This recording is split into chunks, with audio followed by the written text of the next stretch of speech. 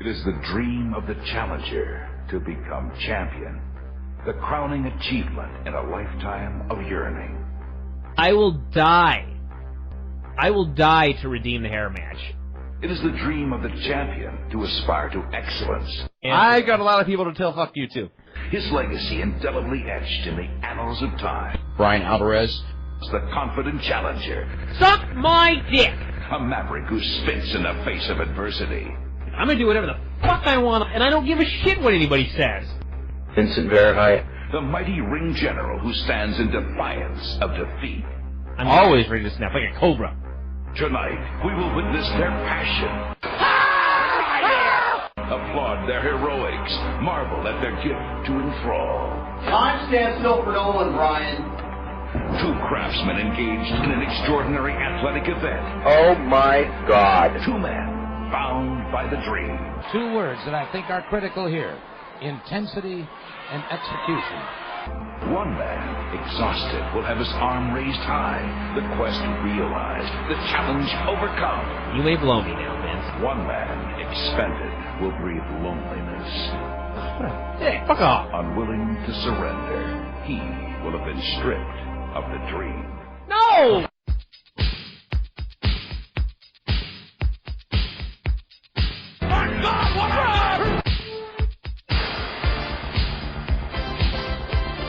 I'm dead serious. Bend you over that couch and strap the shit out of you. Oh my fucking God!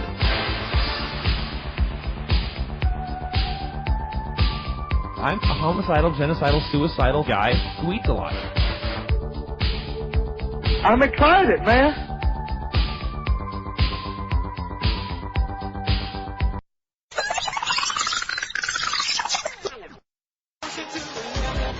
When we did the video, the last training video, and Vince beat the shit out of young Paul, which you did. He beat the shit out of young Paul.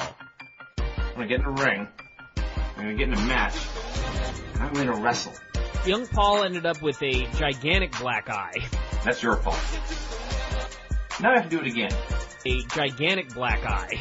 Now I have to do it again. I'm gonna take you out quick. I'm gonna get in the ring. I'm gonna hurt you. You can actually see me on the outside with a look of fear on my face. I'm gonna beat you with your own move, the figure 4 leg lock. It may actually become a shoot. Figure 4 weekly? No.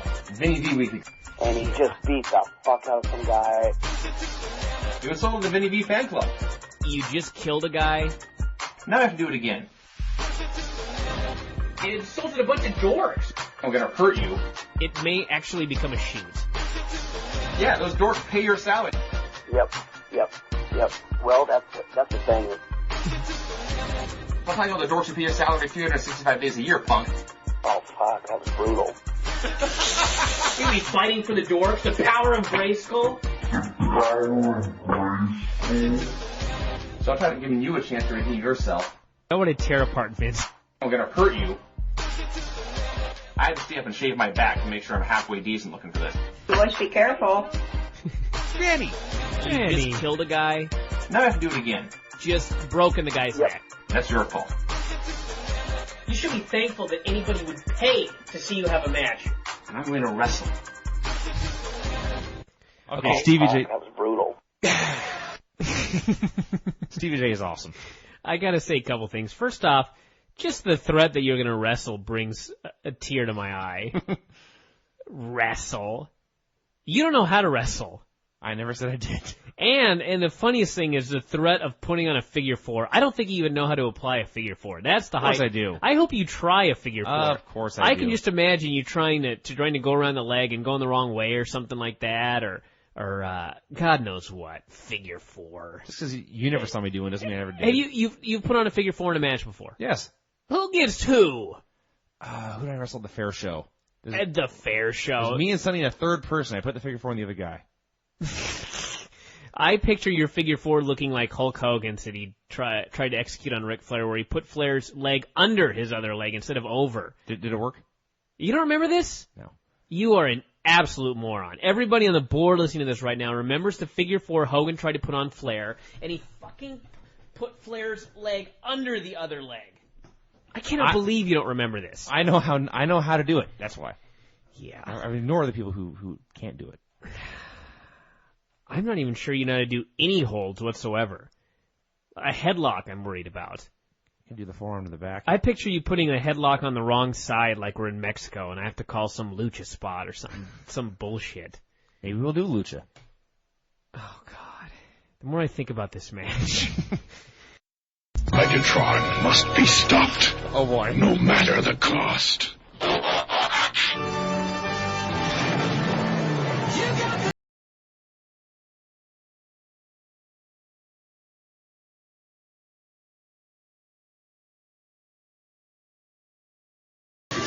It is, in fact... No, it's just a fish drink, let's be honest. Okay. It's fruity, it's a chick drink. It's what I like.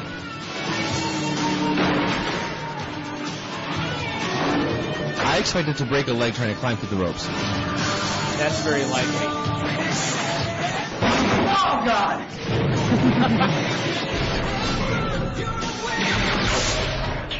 Romance, atmosphere. He got the heat by flashing his wiener at his opponent. What? One shall stand, one shall fall. Why are you doing this match, Vince?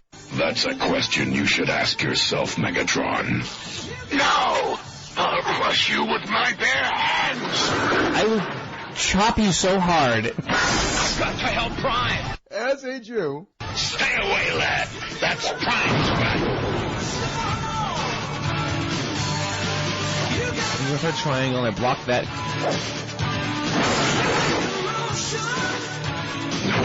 This is hardcore geek stuff. This may become a stickball game, which you'll be left out of and then beaten with the stick.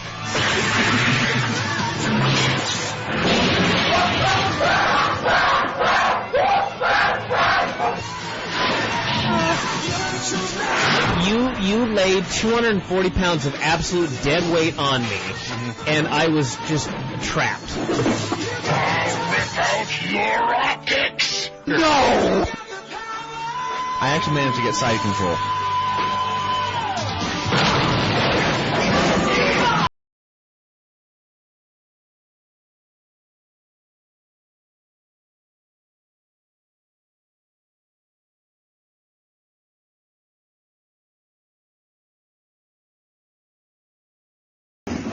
Oh, God!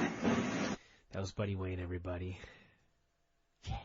You and all your geek supporters.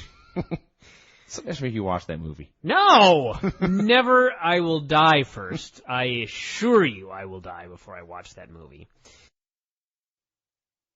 Vince, this is your final opportunity to plug your big battle, which is coming up this Sunday, of which you have little chance of success, given your current physical state, your 400-pound fat-ass frame. And I would like everybody to know that there was no editing done on that video. The weigh station scale said 400 pounds. The scale is functioning properly and it served its role. And I would like to note that when I got on the scale, it did say 140 pounds. I witnessed this. Yes, Yeah. You are fucking fat. The weight differential here is absurd. I did know that you are going to allow strikes from the on the ground. From the 4-point position. You're holding nothing back. Mostly because I figure that you are so fat that you will absolutely, without question, blow up during this match. And when you're down on all fours, I plan on soccer kicking you right in the face. There's no doubt that if I am on the ground, I am far less likely to get up than you are. Yes. Just because that takes energy. Well, you have energy and I don't. That's a hell of a promo. I'm giving you the opportunity to cut a goddamn promo. Bryan, after all these months, it's hard to believe it's almost here. Let us start. Wow. You know what? No, I don't want to cut a promo. I refuse. That's your final promo. I don't care. You've all paid your money. You get it.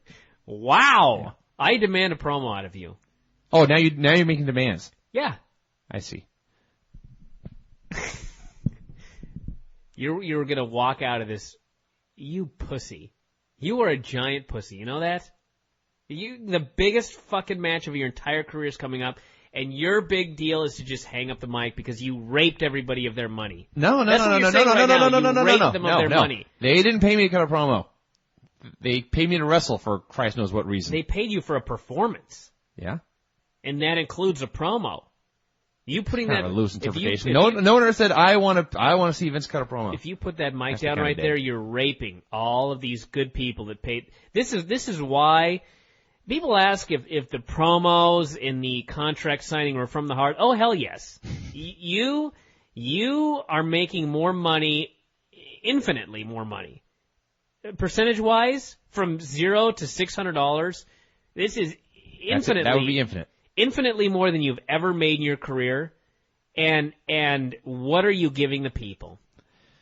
Well, I guess you tell the people. All I can give the fucking people, you piece of shit. Shut up! God damn it! Will you ever stop talking? Jesus Christ! I don't even care about the match now. I just want you to be quiet for once. Shut up! I'm perfectly calm, dude. God damn it! Oh fuck! What were we talking about? The match? You're the one ranting. I was just sitting here quietly.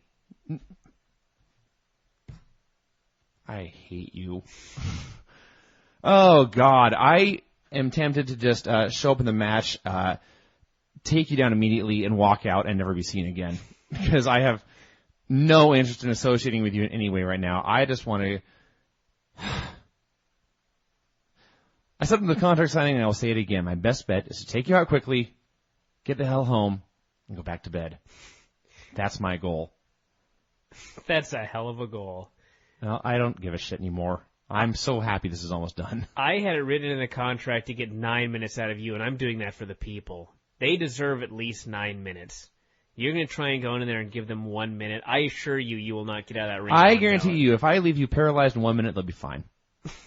I assure you they won't. People want to see you crippled. You realize this? No. People want to see you drooling in a wheelchair. Is that so? Yes. Maybe it's just me. I could be wrong. It is, in fact, just you. Yes. If you require a cane to get around for the rest of your life, I think people would be cool with that. If I require a cane to get around for the rest of my life, I will shove You would still be faster than me. Up your ass and then beat you with it. In fact, I'll make a cron dog out of you with that cane. Kids, the battle's coming up, and I assure you this match will not end in 1 minute. We are going to have lumberjacks out there. Granny. Granny will be there to lay down the law. Perhaps Brent Kremen. I believe Papa Alvarez will be there. Perhaps some other dignitaries. And these people will ensure that if you try and get away within 1 minute, they will stop you. Okay. Then I will just cripple you in a minute and then beat your paralyzed body for 8 minutes. That's fine. As long as I'm totally cool with that. As long as you give people their money's worth. I'm going to cut you with your own teeth. And how are you going to do that? Well, by extracting them from your jaw and then gigging them across your forehead. I see. Yeah, we'll see if that happens. Kids, the match is coming up on Sunday. We will have a preliminary match at noon featuring the Apostle Paul, who will be facing, I don't know the dude's name, but he supplied the ring.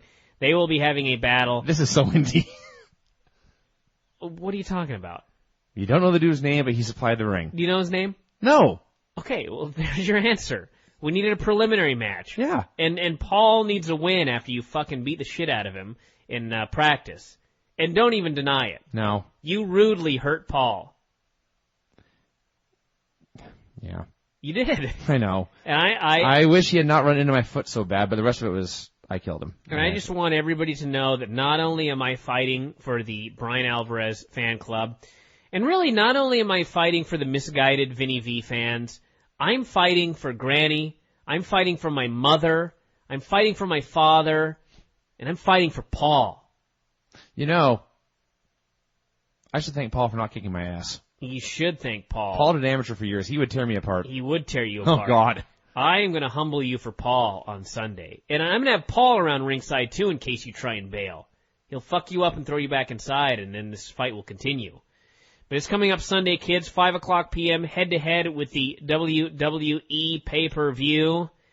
And as mentioned, following the pay-per-view during the wacky recap show afterwards, my big celebration after I defeat you soundly. I will give you the opportunity to prepare a celebration should in the slight possibility that you should come out victorious. If, say, I have a heart attack in the middle of the ring, or trying to think of how else I could possibly lose this match. Lightning? I stomp my foot for the super kick, and my foot goes through the canvas, and I rip in half like Rumpelstiltskin. Should something like this Maybe occur, you'll be attacked by a swarm of bees. Should something like this occur, Vince, I will give you the opportunity to prepare some sort of, perhaps a victory speech, perhaps a song of victory of some sort. I will give you the opportunity to play such a thing on this song should you win. But if not, if by chance I am victorious, I do vow to have a gigantic celebration here on that show, the likes of which have never been seen here in the Empire. So I suspect if you have a big party that I will just be join in. You will join in? Yeah. We'll see. It's a party. This may just be the Bryan show on Sunday night. There's a distinct possibility of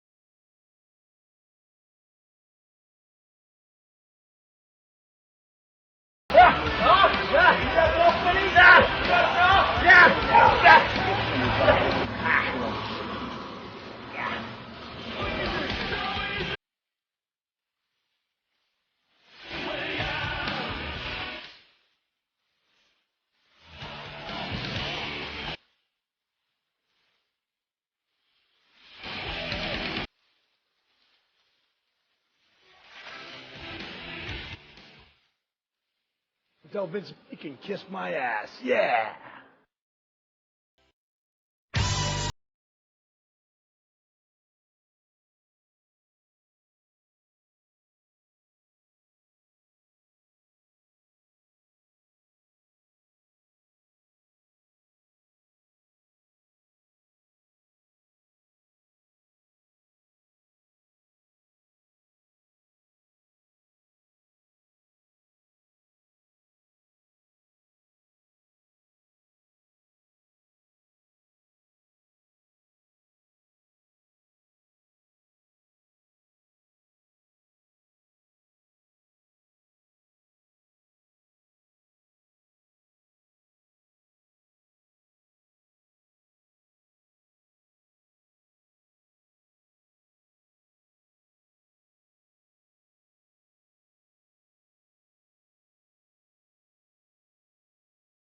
Survive, it's guiding you on to victory. What a humongous geek. Now I know what he was talking about. How you feeling? I'm fine. That's good. I'm fine. It is, whatever you want to call this show today. It's a recap show. It's September 18th, everybody. We're here to talk about the Bryan versus Vinny battle, which, if you have not seen it by now, why the hell are you listening to this show, first off? Hit pause, go to YouTube right now. Sure. If not, it's already been spoiled for you, so what can you do? But I would like to come on the air today and publicly make the following statement. I hate you. Actually, the statement I was going to make was, Vinny, you were the better man. You beat me fair and square, and not only that, you threw me into a kiddie pool. I destroyed the kiddie pool with your body. I would like to note that for everybody that was entertained by me going into the pool and screaming, and somebody described it as me going into an electrified pool or something like that, I don't think everybody knows what was in that pool. We filled that pool up prior to the bout. There were children around, of course. There were, like, bugs. Oh, yeah. This pool was so fucking disgusting. And I could not get out of that goddamn pool fast enough. So I don't know if you could so much call that selling. I don't think that's the proper term to use. That was just reacting. That was fear. Yes. That was horror and terror. Primal fear. And yeah, that was no fun. Bryan's concern there was not to entertain the people. It was to save his own hide. Yeah. But it's over, kids. The Bryan versus Vinny battle has concluded. Vince is the F4W Empire / YWF champion. Tony and I talked about this, the concept that the YWF was around for years. It was around in the very early 90s, and it spanned many years. We had a weekly television show on public access. We did like 104 half-hour episodes of this show. That's like 2 years. Yeah, we wrestled, hundreds of matches at Cascade Elite Gymnastics, and there were a number of people that came and a number of people that went. The Iron Man, the Psycho, Nuprin, Redwood.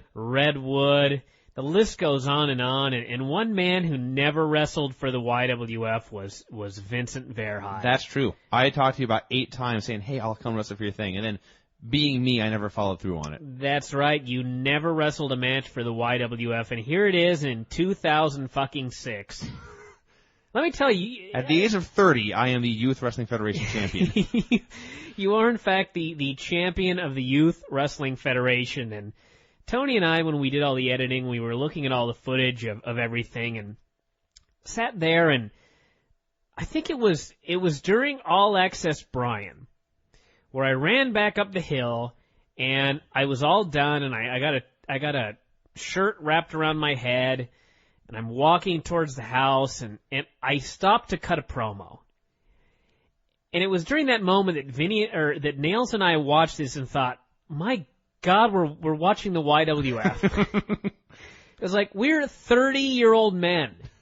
30-year-old men, and we're redoing the YWF, and people are paying for it. Yeah. It was the most.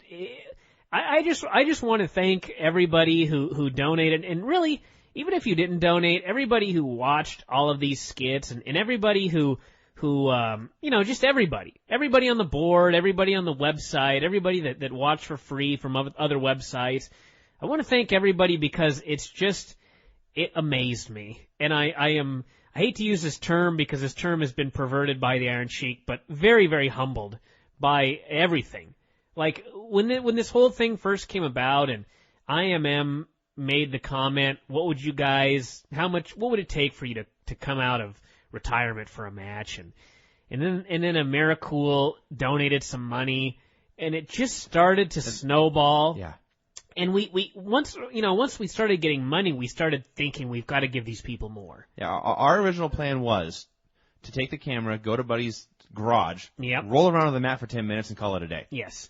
And then at some point we decided, you know what, we got to try and put on some kind of show here. It was really, it was mostly Buddy, because Buddy was the first one, I think, that emailed me and said, we've made $600 or whatever. We've got to give these people some more. Let's do some skits. Let's do this or that. So we came up with various ideas, and I have to say that everything that I said about the hair match, the promo or whatever that I cut that Estilo Latino turned into a song about how I was haunted by this hair match and everything like that.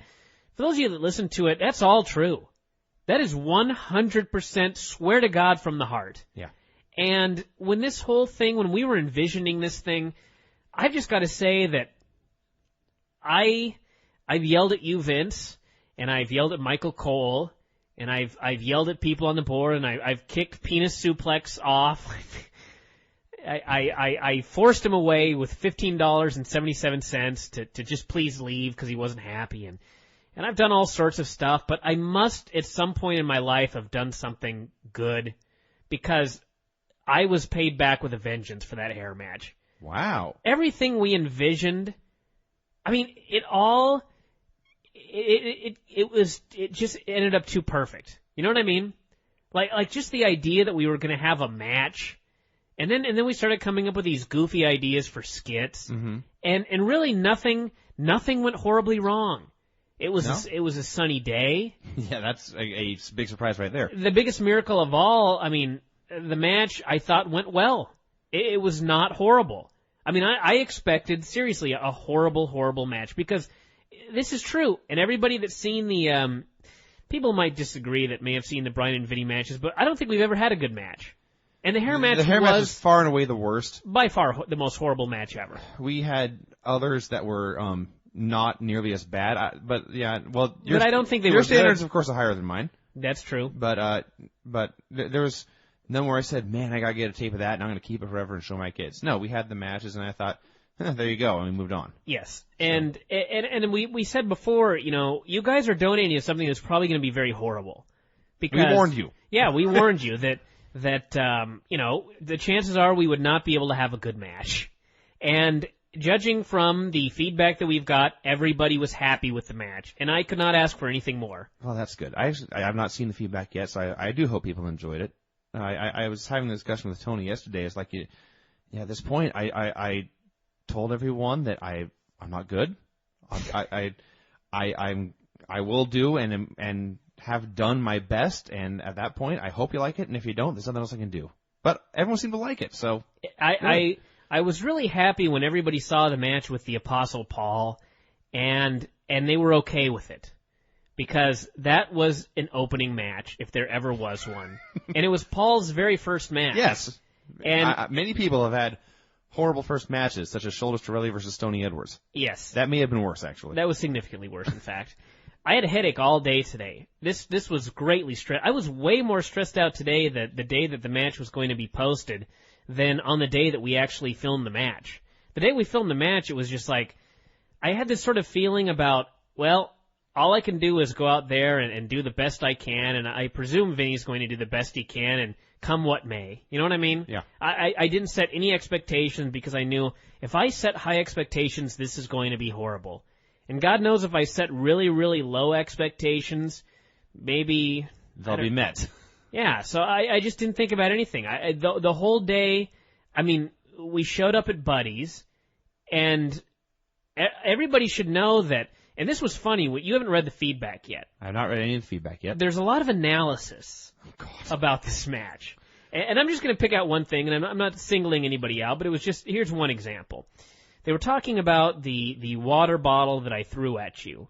And I think that the idea was that this was a setup for the kiddie pool, like we were somehow foreshadowing this. And somebody said, well, when Tony jumped up on the truck, he kicked the water bottle off, and it was there for Bryan to pick up, so it must have been a planned spot. I got to tell you guys something. We planned out almost nothing. Like, we showed up at Buddy Wayne's house, and I don't think until about 10 minutes before the match started, we really started discussing what the hell we were going to do. Well, we did spend about an hour going, what do you want to do? Yeah. I don't know, what do you want to do? We didn't actually answer that question until, as you say, about 10 minutes to bell time. And I kept asking Buddy, because my whole idea was I'm going to just let Buddy handle this. He can decide what's going to happen in this whole deal. Mm-hmm. And throughout the day, I kept, when we showed up and there's hot dogs and hamburgers and everybody's hanging around and saying hi and meeting everybody, I was like, well, Buddy, what do you think we should do? And his answer was always, I don't know, what do you want to do? And I was like, I don't know. I've got no idea. What do we want to do here? And probably, seriously, 10 minutes before the match started. And we came up with a spot to get the heat. We came up with a couple of spots near the finish, and that was it. Yeah. That was the entire thing. There was no water bottle planned. No, the bottle's most certainly not planned. Bryan was outside the ring. I, of course, without my glasses, am near blind. So I merely saw that Bryan was making a throwing motion. I didn't know what he picked up. I only knew from prior experience that if Bryan was throwing something at me, the safest person in the yard was me. Yeah. And I just stood there and watched it fly by. And we did have the pool spot planned. The pool spot, of course, was planned. I actually, if you go back and listen to the Bryan and Vinny show the day that Edge was thrown into the sea, there's a moment on the show where I mentioned that I just had a brilliant idea, and I wasn't going to tell anybody what it was. The funny thing was, you even told me, you said, don't look. Yes, and I wrote it down on a piece of paper. But you wrote it down in about 8-inch letters that said kiddie pool. I saw him going to the pool, and I think what it was that spot made me so happy that Edge got thrown into the sea, and I was just so happy, and I thought, you know what? Our match has got to end with somebody going in the water. Going into the drink. And Buddy's got a child, so a kiddie pool would be perfect. Yes. And so, that was really the only thing prior to the day of the match that I'd even begun thinking about was somebody's got to go into that pool. And that was the only thing. And we had no real plan who's going to win this match, nothing like that. And that's just the way things went down. And for it just, I'm extremely happy with how everything went down. I mean, there's so many things that could have gone wrong, and amazingly they didn't. And all I can say is that it's a miracle. The Lord was with us, and I'm redeemed. I feel so much better. Like 2 years of pain and misery has lifted, and I'm a new man. Wow. I am very happy. I think it may have been more than 2 years. It was more than 2 years. It was like 3 years since the hair match. I can't remember when the hair match was. The hair match was nothing before your life you can remember, actually. It is pre-hair match and post-hair match. It is. And it had haunted me for a long time. And now you're into stage 3 of your life. I guess it would have post-hair match. It would have been 3 years because I started drinking 2 years ago. And that was after the hair match, so. Yeah. So for those of you that asked, yes, I am happy. I have erased the hair match from history. I don't really think I'll ever bitch about it again, which is probably outright lie. Probably an outright lie, but I think for 2 years or 3 years or whatever, in some way it has been bothering me. I don't know why. I have no logical explanation for it, but I feel that I got a second chance, and this time it was not a disaster. So Yay. I feel better. So good job, Vinny. You fucking held up your end of the bargain. Hoo yeah. How's your chest? Fine. I should take a picture of the scar that I have got from Chops. I've actually from that match, or? Yeah. I've actually got a scar on my chest. Wow. You have nothing of that sort? Well, no, but my chest was already marked up with stretch marks anyway, so I can't tell. Well, that's somewhat disappointing. But anyway, we've got all of I switched the order of everything, so we've got all of the videos up on the Bryan and Vinny section in order. If for some strange reason you haven't seen everything or you want to watch the entire thing in order, they're all up there. That's got to be like an hour 15. Yeah, so that's a lot of stuff. They will all be on the DVD, And the DVD will be out. I'm saying November 1st is the release date. We need a little bit of time here because we're going to put all of the skits in order. Mm-hmm. We've got a bunch of extras. And me, Vince, and Buddy are going to do commentary. And we've got some other wackiness, including, and if this isn't a selling point, I don't know what is, Brent Kremen cuts a promo on the board. No. Oh, yes. Brent Kremen cuts a promo on the board, and it's Brent. The 5 seconds of Brent Kremen in the video today that's your teaser. You will get Brent in all his glory, yelling at the people on the board. Is so. glory ever the right word to use for Brent Kremen? It is. I think you just Brent Kremen in all his Brentness. He can be glorious. The Kreminator. And that's that. So that's Bryan and Vinny. Thanks again to everybody. Thanks to IMM. Thanks to AmeriCool. Thanks to everybody that donated. We're past $3,300. We made like $200 today or something crazy. That's insane. And all the people that watch on YouTube. And thanks to everybody. So we may talk about this again someday, but I guess that's it for now. So hope you had fun. Yeah, don't expect the build. Do not anticipate Bryan Vinny 3. I will say this: anybody that thought that there was anything on this that was in any way building towards another match, you're wrong. You are so wrong. There are no plans for another match anytime soon. I don't know if this is on there, but actually immediately after the match, I cut a promo in Buddy's house explaining how this was the last time.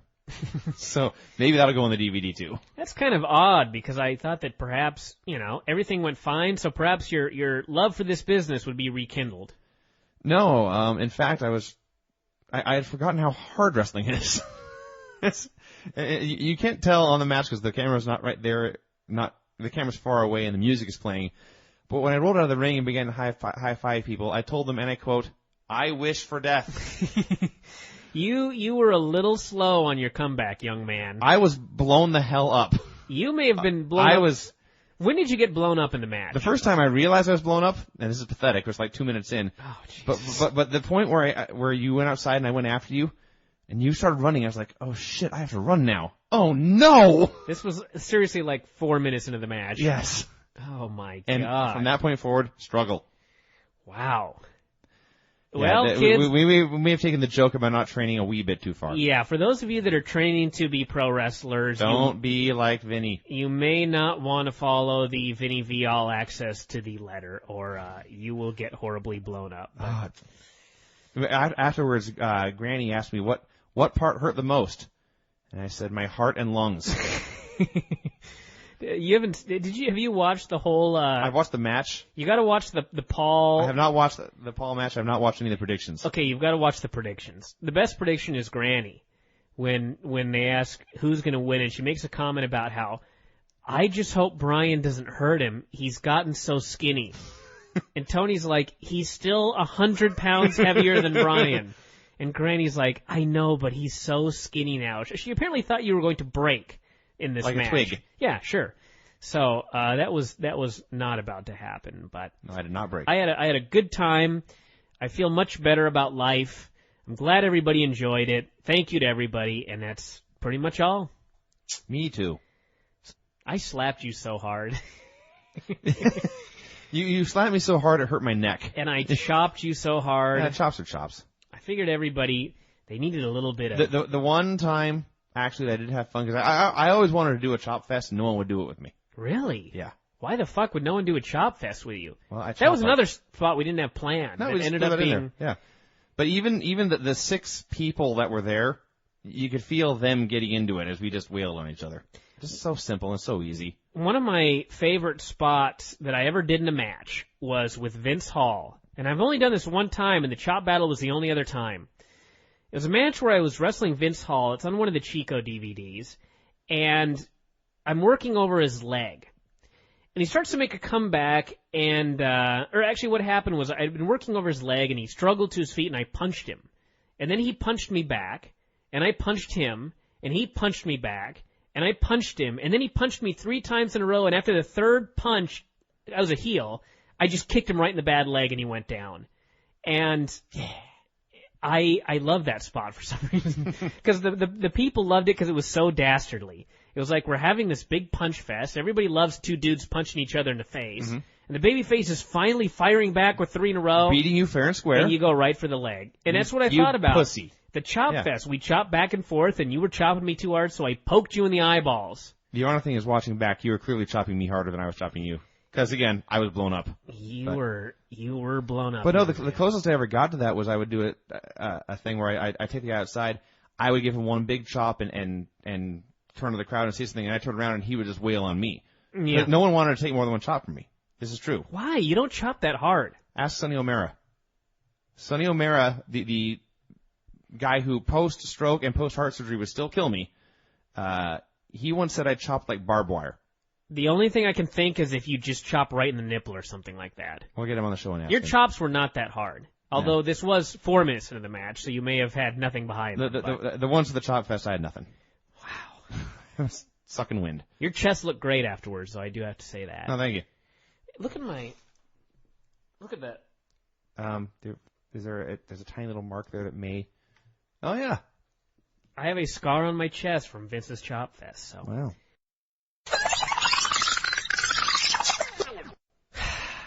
Everybody, we've gotten back from Los Angeles.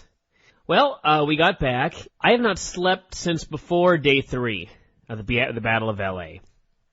Laid down here and there. I took a short nap in the airport, which was really quite a little experience. I didn't think I'd actually fall asleep. And I woke up and had no earthly idea where in the world I was at. It's true. I kicked your foot and you lifted your head and you sat right up and looked around frantically. And I had to explain, you were in an airport in Los Angeles and we were about to get on a plane. I had no idea what the hell was going on.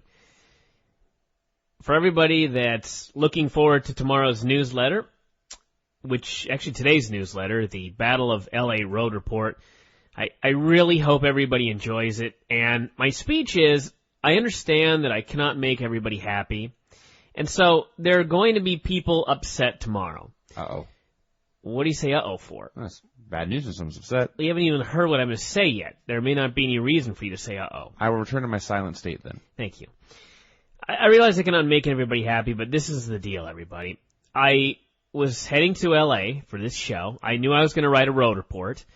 And so I contacted some friendly individuals, Mike Sempervive, Mike Coughlin, Dr. Keith, Derek Bergen. And I asked certain people to help me write the TV reports for the newsletter this week, and I presume they're diligently at work. Michael Coughlin's the only person that sent anything back. So maybe the others aren't even going to send anything, but suffice to say, the report thus far is 17,500 words long. Well, that's like 3/4 of your newsletter, isn't it? Well, that's much more than that, in fact. Yeah. There's only 20,000 words total, so we're like 4/5 of the way done, 5/6, something like that. Basically 2,500 words left, and it'll be at least 20,000 words long. So suffice to say, and this goes for your stuff too, Vince, there will be no Bryan's friend Vince's karaoke showcase. That will be held off until next week. We're going to get so many cancellations. The last time you didn't do one, no one even mentioned it. That's true. I didn't want to say that here on the air, but it's too late. That's true. I know. The TV reports probably will just go up on the website, perhaps members only. I'll think of something, but they are not going to go to the newsletter this week. There is no room. And there will be no news in the newsletter this week.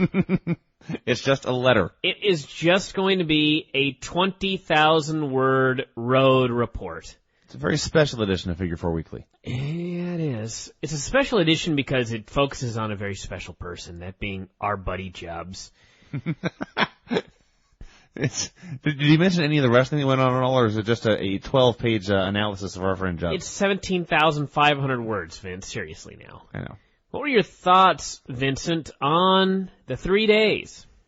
Oh, you mean as far as the show itself, or just our experience, or? What were your thoughts, Vince, on the 3 days? A hearty thumbs up overall.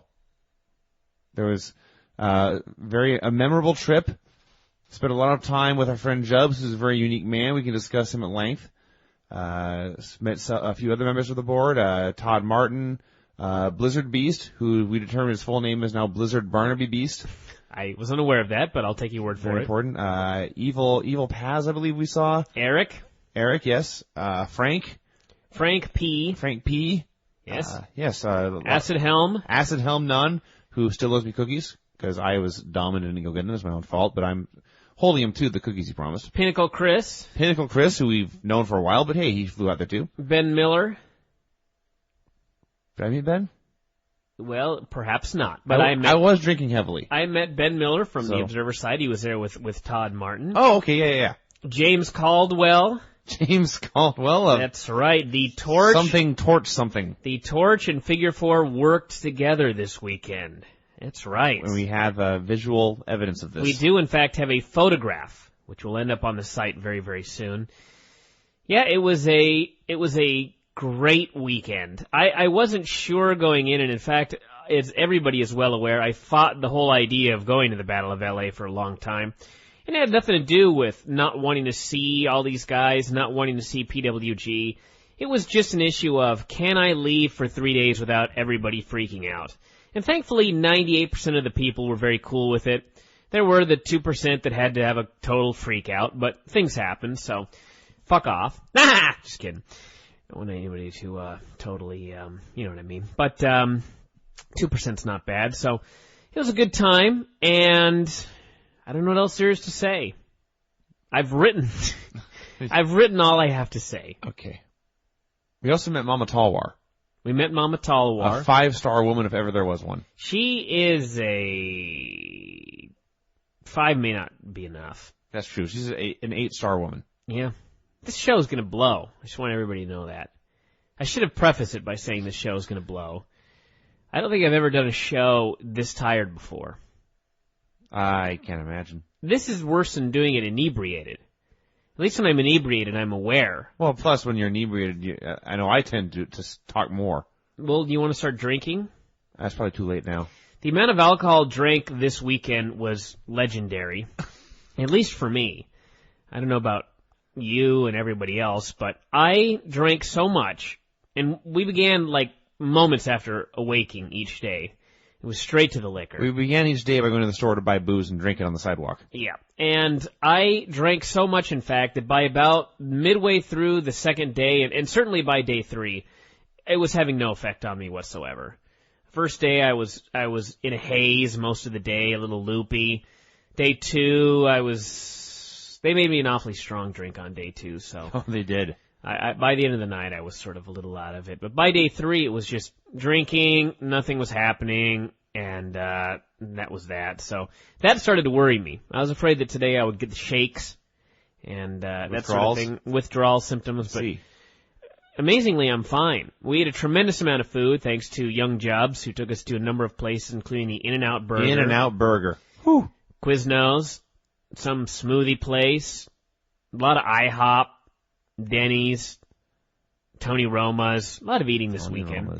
This was all good stuff, but as far as wrestling goes, it was 3 great days of pro wrestling action. Yeah. Day 1 was really good. Day 2 started out slow. Up until intermission, it wasn't much. And then after intermission, it was great. And then day 3 was the best day of all. Yeah. And I don't know what more can be said than you should probably get the DVDs. If anything, if you're only going to buy one, get the DVD of day 3. That's by far the best day. I would agree. And this is just going to be a show of rambling thoughts that in no way connect with each other. But Necro Butcher. I like to call him Necro. Yes, you do. And if anyone doesn't like that, I don't give a shit. Necro Butcher. That's a great man. He is a true one of a kind. We can say that for sure. Necro Butcher, I cannot say enough good things about this man. He's horrible, but there can only be one. Yes. Here's how. We do not need any more Necro Butchers stalking the country. Here's the way. Here's a better way to say it. There is room in this business for one Necro Butcher. And we have one. We don't need any more. I just want everyone to be well aware of that. But the one we've got is fantastic. No one can be Necro Butcher better than he. No. He was the star of the show, really. Let me put it this way. He was seen as the biggest superstar on the show. I think without question. I guess that's probably safe to say. You can get say the biggest reaction coming out. You can say the Dragon Gate guys or that sort of thing, but there was something about Necro Butcher where when he came out, everyone was like, "My God, there's there he is. Yeah. That's the Necro Butcher right there. And he just had this crazy aura about him. And everybody must watch. I don't want to say it was the best match of the year because it really wasn't. But in some ways, it was the most fun I've had watching a pro wrestling match all year. The Dragon Gate 6-man was the best match I've seen. As far as just like, you know, if we're being serious here, that was the best match I've seen all year. The most fun I've had, certainly live. And one of the most fun matches I've seen was that 6-man tag in day 2. It was, I don't even have the report here. You mean the 3-way tag? Yeah, it was, I guess it was a 3-way. I don't know what it was. All I know is Necro Butcher was involved. Okay, no, it was the eight-man tag on day tag. 3. Day 1 versus day 2 is what it was called. It was on day 3, yes. And Necro Butcher was on one team, and the whole story of the match.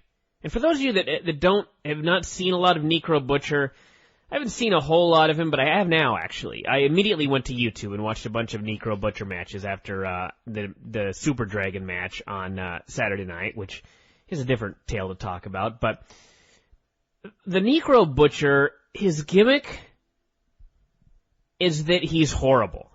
Yes. His gimmick is that he's a horrible worker, and nobody wants to have a match with him because they're afraid he's going to kill them. Yes. And the story of this 8-man tag was that it was 7 great workers and the Necro Butcher, and nobody on the other team wanted to work with him. That was the story of this match. Yeah, blatantly. Necro Butcher's gimmick is like he's a redneck from West Virginia that somehow became a pro wrestler without being trained or even being told that this is fake. That's his gimmick. Mm-hmm. He's a guy that goes in there and really beats the shit out of everybody. He punches people in the mouth as hard as he can and expects them to fire back in kind. Sure. So, I mean, the story of the match was it was all one team, and on the good guys team was Delirious, whose gimmick is that he's crazed. So the whole story of the match was nobody else on the team wanted to get in the ring with Necro Butcher, particularly Colt Cabana, who wanted nothing to do with him. Colt was so awesome. And finally, they tag in Delirious, who, because he's insane, is willing to work with Necro. And they do a bunch of wackiness, this, that, and the other thing. And they have this match that it's really designed to be just a wacky comedy match before the main event. But instead, it ends up being just a fucking great match by the end. And I guess the defining moment of the match, and if I live to be 1,000, I'll never forget just the utter craziness of this match. It ends up with everybody doing a dive spot. Mm-hmm, yes. And Necro Butcher's on the apron. And everybody's in the pile on the ground, and everybody starts chanting for Necro. And he just jumps off the apron and is like, fuck no, I ain't doing no dive. I could be killed. So they keep chanting, and finally he gets in the ring, and he hits the ropes, just a house of fire, and he's about to do this dive, and the referee jumps in his way, like, no. Everybody boos like crazy. So Necro's solution is to powerbomb the ref onto all the wrestlers. And the place just goes absolutely crazy. And as they're on their feet jumping up and down at this spot and chanting holy shit, Necro suddenly runs to the top rope and does a cannonball dive onto 7 men.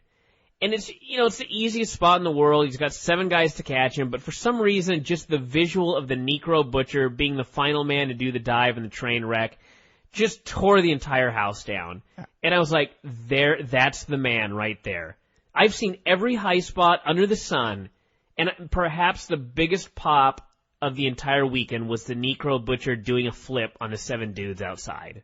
After the grace of M-Dog 20 and Delirious and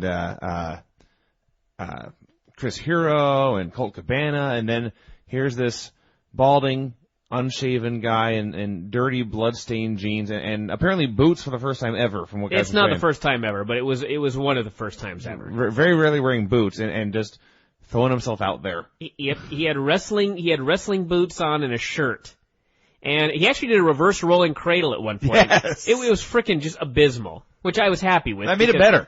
Yeah, I mean the thing with Necro is he's very reminiscent of the Great Khali, in that if he ever gets any better, the gimmick is dead. He cannot improve. That's the key to me, to the Necro Butcher. Well, I wouldn't worry. This young man, and he is a young man, he's 30, he may be 32 now. He was born in 1975, which is the year that I was born, which would make him 30, 31, somewhere around there. And in 1974 he was born, I'm sorry. And he looks no younger than about 48. He looks like Terry Funk. And when I say Terry Funk, I mean the Terry Funk of 2006. Yes. Everybody was trying to figure out who does this man look like, and the answers ranged from Terry Funk to Willie Nelson to, there was one more, I forget what it was. But as most of you are probably aware, years back I went to a WWE show and I was backstage with Buddy Wayne, incognito. And I saw all the wrestlers that, as growing up, I'd seen them on TV. And, I saw most of them, and it was just like, oh, hey, there's Ray Jr. or whoever. There's so-and-so. I think really the only two people that had an aura about them, to me, were Vince McMahon. Obviously. And Ric Flair. Yeah. I just remember walking down a hall, and I passed Ric Flair, and it was like, Jesus Christ, that's Ric Flair. And I was like, I was just blown away by seeing Ric Flair in real life. And at this show, Necro Butcher. He's number 3 on that list now. I don't know why. I have no logical explanation for this, but he came out and he was just sitting in the bar drinking. He had his bandana on and he was bespectacled. And I just looked at him and I'm like, Jesus Christ, there's the Necro Butcher. And it's just, I couldn't even, I felt like I should not be within 10 feet of this man. It's just wrong. That's kind of dangerous. Not only that, but I'm really going to get heat for this one, but it's like if Christ was walking down the street. You know what I mean? No, it's not. Well, it's, John Lennon, I'll take. Okay, sure. Well, that was just the first person that popped into my mind. He does have a similar physical appearance. Yeah, just another passing. I was thinking another long-haired, bearded man. Yeah. But you just wouldn't go up and grab him and shake his hand. You know what I mean? You would say, "Hey, Lord." Yeah, hey, Christ, come here a second. Give me 5. I'll buy you a beer. Sure, it wouldn't be like that. It was the same thing with Necro Butcher. I was just like, it is wrong of me to get within 15 feet of this man. He needs great space. So anyway, that was the great man of the weekend. The best match on the show of the whole tournament was Delirious and Shima. No, Generico. Generico, I'm sorry. Generico and Shima on night 3. Night 3 was Generico's night. Jubbs is a huge fan of Generico. Jubbs has determined that many things about Generico. He has determined that he's the best wrestler in history. Not in the world today, not, ever. There's ever been. Like every man who's ever practiced the art of professional wrestling, Generico's the best of them. He is determined to. He is sure of this. He is sure that he's never had a bad match. In fact, he's never had anything less than the best match on the show. That's right. Which, if that's true, the streak is now broken because there was a match on day 1 with Roderick Strong and the Puma. What the hell's his name? Rocky Romero. That was better than Jericho's match that same night. But for sure. Regardless, on night 3 it was Generico's night. He had the opener with Chris Sabin, which was fucking great. And by the way, the second biggest pop of the entire tournament was after teasing throughout the entire Chris Sabin match that he was going to do the brainbuster on the top turnbuckle, which is his finish. He finally hit it, and I thought everybody in the room peed their pants at the same time. Yeah. And got the pin, and just the place went absolutely just ape shit. And then the second match was the match with Shima, which was even better. Probably a 4.5-star match. Best match in the tournament. Just unreal. Ungodly great. The Dragon Gate guys were all at another level above everybody else. Mostly Shima. Shima especially. Genki Horiguchi is fantastic. Dragon Kid can have great matches with his own guys, but can't have great matches really with a lot of other guys. Shima was just... Shima's unreal. Another plane of existence, basically. Oh, God. But the funny thing was, Michael Smith actually had asked a question on the board, like, was I surprised? And I was like, no. I think some people think that I've never seen any wrestling. I've seen plenty of Shima. I am well fucking aware of how great this man is, and I was not in the least bit surprised that he was at another level above everybody else. He was just great. And I guess the other thing I really noticed about everybody was, we were there before and after the show, and we saw all the guys working out and in their street clothes, and the TNA guys are unbelievably small. Yes. I used to go to shows just 2 or 3 years ago, and it was like, I am far and away the smallest guy on the roster. And I was at this show, and there were many times in my career where I was bigger than Chris Sabin, and that blew my mind. As far as height, there were several guys on the show I think I was taller than. P.D. Williams is Lilliputian. Yeah, if I have a picture that I don't even know if I should put it up, but he's signing autographs to kids, and there's this young boy who looks about 10 years old just towering over him. Yeah, if P.D. Williams has since bulked up, to put it mildly, I guess is the key word there, and just from looking at P.D. before he bulked up, I was bigger than he was. Yeah. And these were things that 2 years ago I could never have fathomed. I was always the smallest guy on any given show. Even a guy like Vince Hall outweighed me, and he's ungodly skinny. I didn't know that. Oh, yeah. Really? Oh, yeah. He outweighed me by like 10 pounds at the end. Jack Evans is bigger than you, isn't he? Yes, he is. Yep. And nowadays, I was just flabbergasted with how things have changed. And, of course, there were other guys that were enormous. Chris Hero's like 18 feet tall. Claudio Castagnoli. Chris Hero I'll is... bitch about the pronunciation, but Claudio, he's 45 feet tall. Chris Hero is about as tall as I am. He's taller than you. I made a point of walking by as he was signing autographs. He may be an inch taller than me. Yeah. Claudio's an inch or two taller than him, so he's big. They were gigantic men. Well, we also saw Chris Hero wrestle Genki Hiraguchi, so he looked 18 feet tall there. Yeah, that was, I watched that match and I was like, okay, either Chris Hero is 7'5", or Genki Hiraguchi is 4'5". And the answer was both. It was determined it was a little of both, but that was an absurd size difference. Shima looked about 170. A lot of these guys in their gear, you put them in their gear and they look a lot bigger than they actually are. In street clothes, I was just guy after guy, just like, my God, that guy is tiny. And I guess that's indie wrestling now in 2006. So there you go. But overall, big thumbs up. All the news really will be in the newsletter. There were injuries galore. Super Dragon was... Necro Butcher knocked him out cold. Yeah, knocked him out about 2 minutes into their first match. With a punch. And Dragon finished the match. Couldn't remember anyone's name afterwards. They ended up... actually, we'll talk all about it in the newsletter, but the last show, the third night, was completely different than everything that had been planned to happen because of Dragon's injury. So he ended up only working one match and got fucked up again in that match. So that's sort of... And they explained it. In fact, they outright said he's being pulled because he's got a concussion and we don't think he's fit to wrestle. So, but overall, a huge thumbs up for the in-ring, a huge thumbs up for the trip. We got to give a big thank you to Jubbs. We tried to convince Jubbs to come on the show, but we'll get him on the show at some point. He would have none of it. But he'll bend. Jubbs is he can be annoying, he can be stubborn, he can be obstinate, he can be, sometimes he doesn't know when to shut up, but despite all this, he's really cool.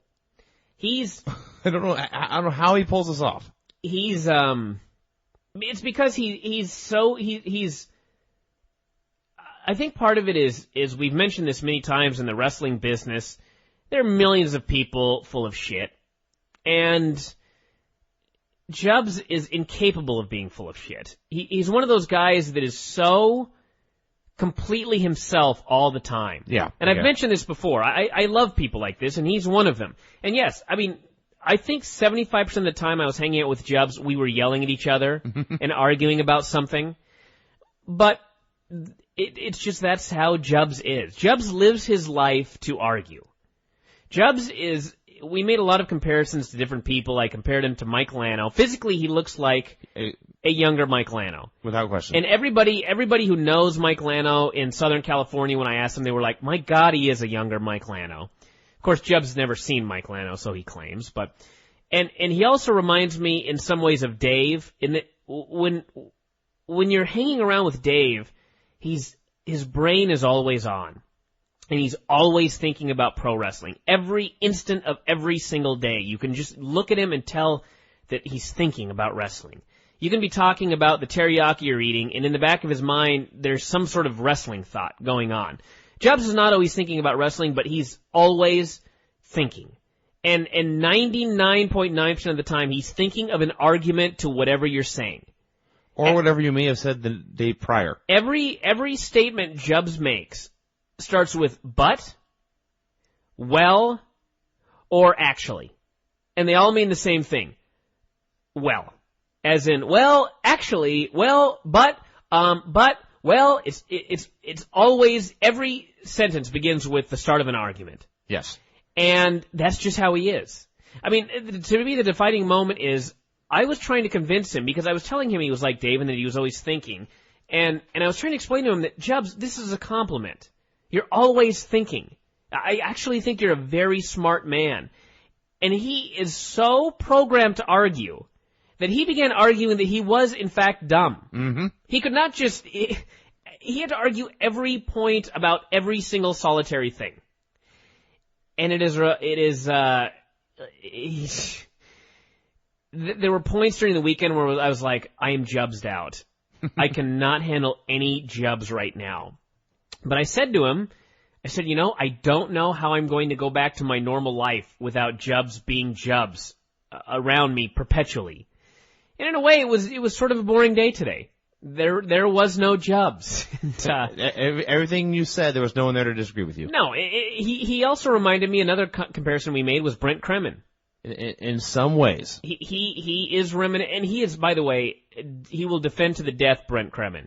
And he's a staunch Brent supporter. And I was trying to explain to him, I was like, Jubbs, you've never hung around Brent once in your life. You've heard him on a few radio shows, and you know nothing about him. And he is determined that he knows more about Brent Kremen than we do. Yeah. And we are his friends. And so he sort of has that Brent Kremen. Well, he's the same way. He's always Brent. You're never going to get anything but the legit Brent in every moment of his life. If Brent's ready to scream, he will scream.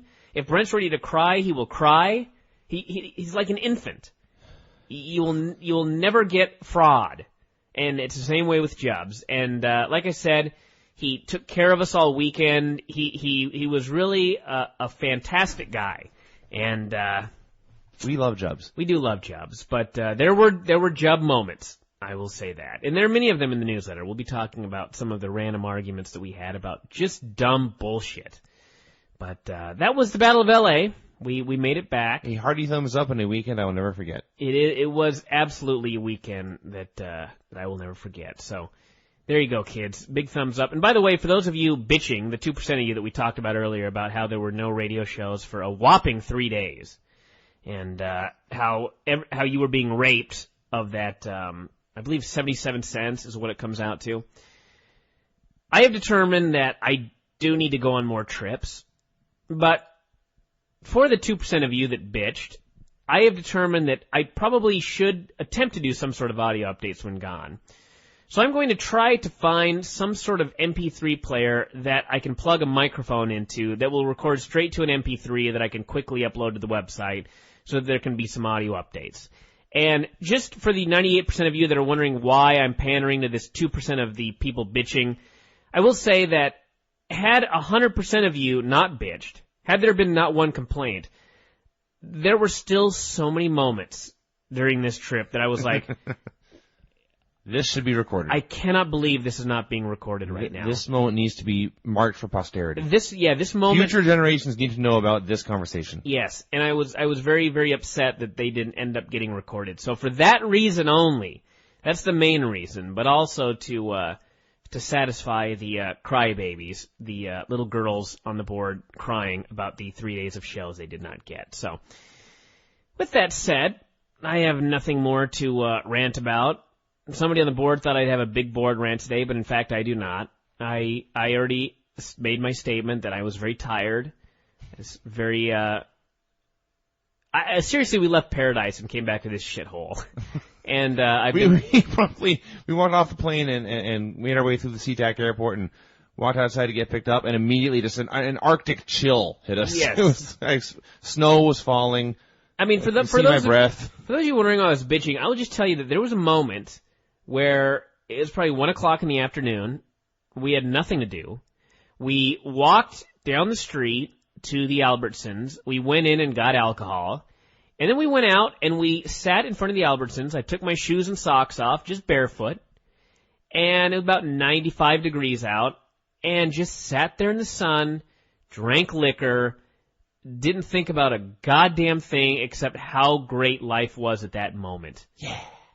And now I'm back. Yeah, now I'm back working in the little cubicle here, cold. My days of drinking and eating everything in sight are now over as I am back to strictly watching my diet and training. Straight roast beef. Straight roast beef, kids. It's back. So if you're wondering why on the first day back I was not able to immediately acclimate to this hell and be full of joy and happiness, well, there's your answer. So that's that. Should we take a break now? I'm going to play a song because I haven't slept, actually, since I lost my voice this morning yelling at Jubs. 4 o'clock in the morning, we were arguing about some bullshit, and I just lost my voice. Well, we wanted to get to the airport, and Jubs didn't think we needed to go in time. Whereas we were pointing out we had a flight leaving in like 2 hours. Yeah, they want you there 3 hours early. We were there about 49 minutes early. Yes. So, but I mean, he drove like a madman, so. Literally. He did. Even when he was not going fast. I'm sure you mentioned this, but I don't want it. Should I bury Jubs driving? I do it in the newsletter, but we can very quickly state that he is the worst driver we've ever been in the car with. Yes. Jubs is incapable of driving in a straight line. Absolutely impossible. No. Unless the road is curving, in which case, instead of taking the car on a nice smooth arc, he will break it down into about 8 or 9 very short straight lines with very abrupt angles. By the way. Uh-oh. Oh, yeah. I've said it many times. Vinny and I could never live together. This was so hammered in my head this weekend. You are the grossest human being in the morning. Oh, totally. Oh, God, you have no idea. Yeah. Vince, I didn't tell you this. I'm going to tell you this right now. The first morning after, this would be Saturday morning, I woke up really before everybody. I grabbed all my computer stuff. I went outside. I started updating the website and that sort of thing. And what's my pet peeve with you, Vince? There's many. I shouldn't even ask that question. You would never be able to answer it. Actually, I better know this time. Okay. You hate listening to me eat. Yeah. You fucking came out at 11:30 a.m. or so, and I was like, Mrs. Talwar, Mama Talwar got us all some donuts. Yeah. And so you go in the house, and nobody can even imagine the disgustingness of you in the morning. Your clothes all seem tighter. Your hair is fucking disheveled. Your whole body just looks oily. There's hair sprouting out all over the place. You're just a disgusting, and God bless you, of course, Vince. No, I take no offense to this. I've seen myself in the morning. A disgusting. I'm an ogre. Yes, you're worse than an ogre. You're just like, you crawled out of a sewer. Yes. Seaweed all over you, and just a wretched being. I can even call you a human being, a wretched subhuman in the morning. So you fucking go inside and get a donut, and come out, and sit down at the table a foot from me, in that state, and you just start chomping on this donut.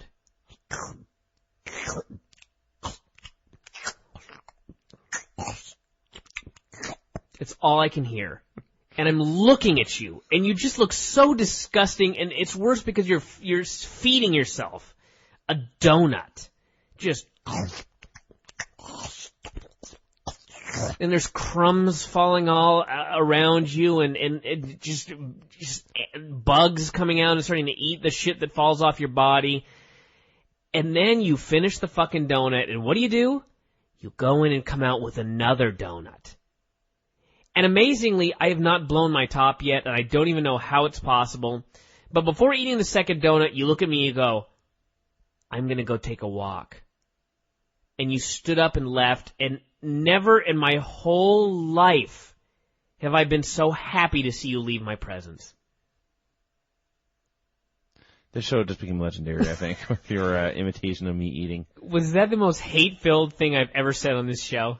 No. I don't think that's even the most hateful thing you said about me. People are going to freak out now about, Bryan, you're such an asshole. I cannot blah, blah, blah. Fuckers, you spend a night and wake up and see Vince in the morning. And then it'll be a whole different story. You not only hate me, you will hate yourselves. Yes. I can't even say I admit it. It's just, it's a blatant fact that Vinny in the morning is a demon from hell. You are just a different sort of grotesque in the morning, so.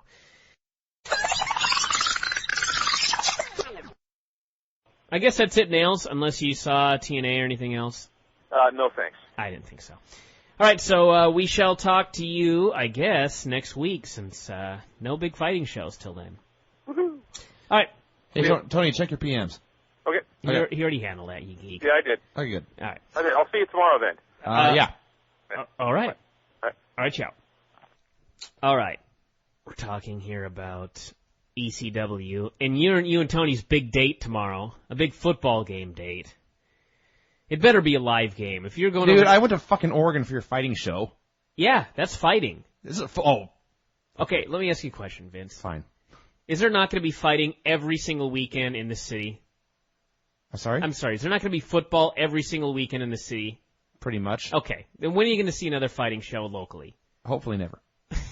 It's not going to be for a... What do you mean, hopefully never? You didn't have fun at the IFL? I had fun. I didn't have fun to drive 3 hours each way. Well, you have to ignore that part of the trip. What? It's reality. Yeah, well, okay. Well, next time... Take more drugs? No, next time why don't you pay $300 and fly to Portland and only be 15 shut minutes? Up. Well, what the hell else are you going to get down there? I'm Teleportation? I'm going to stay home. You're Dude. Such a pussy. It amazes me sometimes. No, because I don't like the same things you do, I am a pussy. Yeah, because one of these days you're going to be so old. Dude, what if we went... I'll tell you what, let's drive to Portland for a baseball game. I don't like baseball. I don't like fighting. You don't like fighting? I don't hate it as much as you hate baseball, but if I never saw fighting again, I'd be okay. I should just fire you from this show. Fine. This is a poll you would absolutely... And I'm going to kill you also. I'm just going to add that to this little thing right there. Don't like fighting. Absurd. You should watch all the fighting events and have fun. Because it's my job. And you don't have fun. Sometimes I have fun. All right, we won't invite you to the fighting shows anymore. We'll just invite you to the shitty pro wrestling. Well, I'll let you skip out on Ultimate Fighter next week, and you can just watch TNA and ECW and SmackDown, and you'll really have a fun time. You have pointed out the flaw in my plan. That's right. So don't be bitching about fighting. But I don't have to drive to Portland to watch Ultimate Fighter. Well, there was certainly wasn't one in Everett. It was in Portland. That was my fault. Don't yell at me. If you'd like to, Garib Sheamus, if you'd like his email address, I can email him, and you can bitch that the show wasn't in Seattle next time. I just won't go. That's all.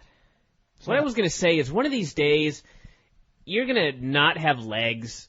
Like, you're going to be so old that you're just being wheeled around in a wheelchair. And you'll yearn for the days you just could go places. Dude, I'm going to a football game. Yeah. And you also got to go to Portland. It was fun. You'll yearn for the days when you could travel to Portland. The doctor's going to go, Vince, I don't want you leaving the house, buddy. You're going to go, what about down to Seattle for the football? I don't know about that one. Maybe for the football game. And all your friends are going to be going down to Portland for the big fighting event. There's going to be pizza and hookers. And you're going to be stuck. You're going to be stuck in your house. Okay, if there were hookers in Portland, I would not be complaining.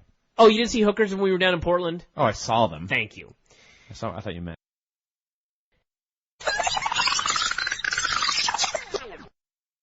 I have a special song for everybody that has never been played on this show.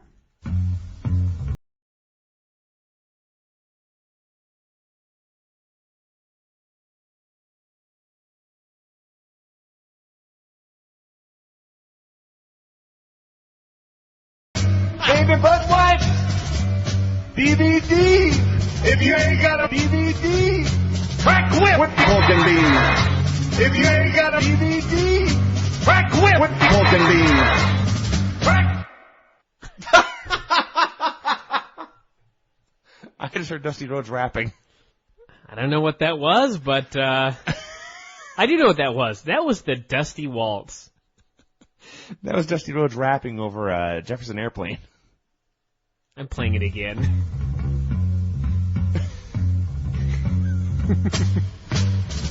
I love Dusty. Oh, God, I love Dusty. Baby butt wipes, DVD. Baby butt wipes, DVD. If you ain't got a DVD, crack whip with pork and beans. If you ain't got a DVD, crack whip with pork and beans. Crack. What the hell is that noise at the end? I don't know, but that's a fine song. If you ain't got a monkey, get funky anyway. I thought that was just going to be funky like a monkey, but... Dusty. I want to know what promo this one's from. So you ease yourself down to Walmart. I actually know that one. Really? It was one of those, it was that period where they're doing 1,000 great promos every week and only putting them on the website. He came out during some show and cut a promo about his DVD, promoting it. And that was that. He said he's down to Walmart. And he talked about how most of his fans they wouldn't have enough money for everything, would have to choose between the baby butt wipes and the DVDs. So you ease yourself down to Walmart. And the end lesson was that baby would be okay for a week if you bought the DVDs. I see. So he's encouraging child neglect.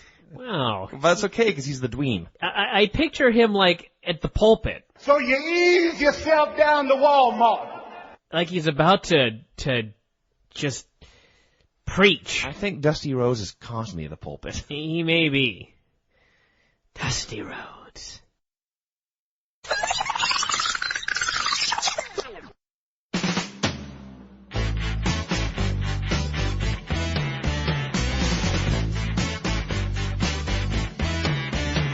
Hello? I love you, won't you tell me your name? Hello? I love you, let me jump in your game. Hello? I love you, won't you tell me your name? Hello? I love you, let me jump in your game. Hello? Hello? Hello? Hello?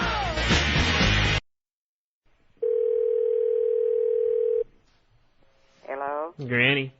Yeah? Hi, Granny. Hi. If you're on the air.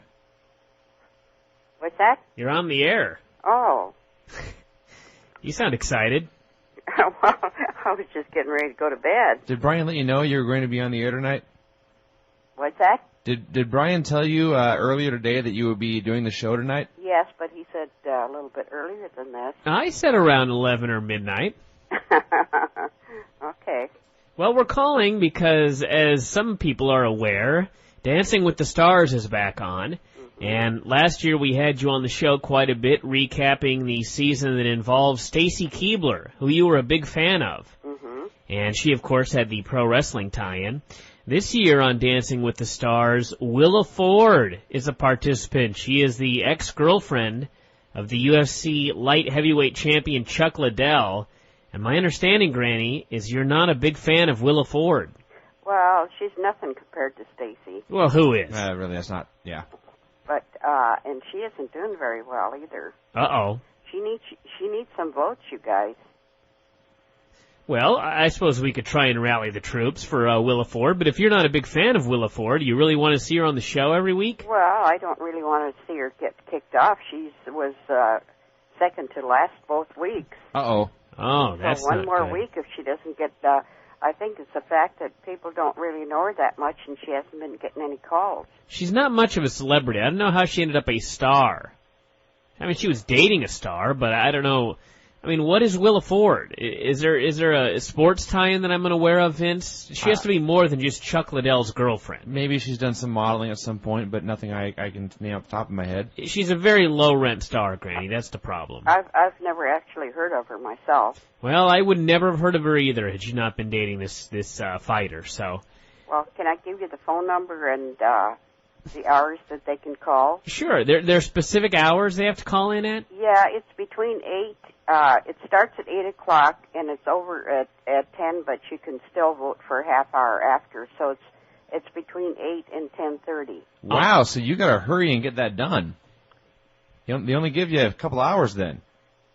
Well, from 8, yeah, to 2.5 hours. 2.5 hours, Vince. And last time they said you could call 10 times. 10 times? Yeah, I voted. I didn't vote for the first week, but I did the second week about 5 times, and then Nikki came over, so I didn't do any more. Well, that'll put a damper on the old voting when somebody comes over. Yeah, but I don't know how much. Sometimes they let you do that 10 times the first night, but not the next, so I don't know how many times they'll be able to call. Yeah, they may clamp down if a whole bunch of people are voting 10 times. Anyway, here's the phone number. Okay. It's 800. Okay. 868. 868. 3406. 3406. Okay, we got it written down. 888. 868. 3406. Yeah, it was 800. 800 to start with. Huh? I'm sorry. I'm correcting Bryan. He was mistaken. I apologize, Granny. Granny, what'd you think of the big match? What big match? The one you were at live like a week ago with Vince and I? Oh, I thought that was great. Yeah? It was really nice day. You were a little... It was, in fact, a nice day. You were concerned that Vince was getting too skinny and frail and he might get beaten unmercifully by the 140-pound Bryan. Well, I thought sure you were going to hurt him. You realize he's 100 pounds fatter than I am. Oh, I know. He just looked particularly frail. Yeah, he did that day. He looked kind of frail. He looks like somebody who's suffering from some sort of sickness. Oh. She did not deny that, Vince. Well, what else is new, Granny? Any other excitement on Dancing with the Stars? Isn't he good this season? Well, the first week they had Tom Jones. Remember him? Oh, yes. Wasn't he... What's new, Pussycat? Didn't he have a cabin? That's Uncle Tom's cabin. Sorry. Okay, go on. And then this second week they had Julio Iglesias.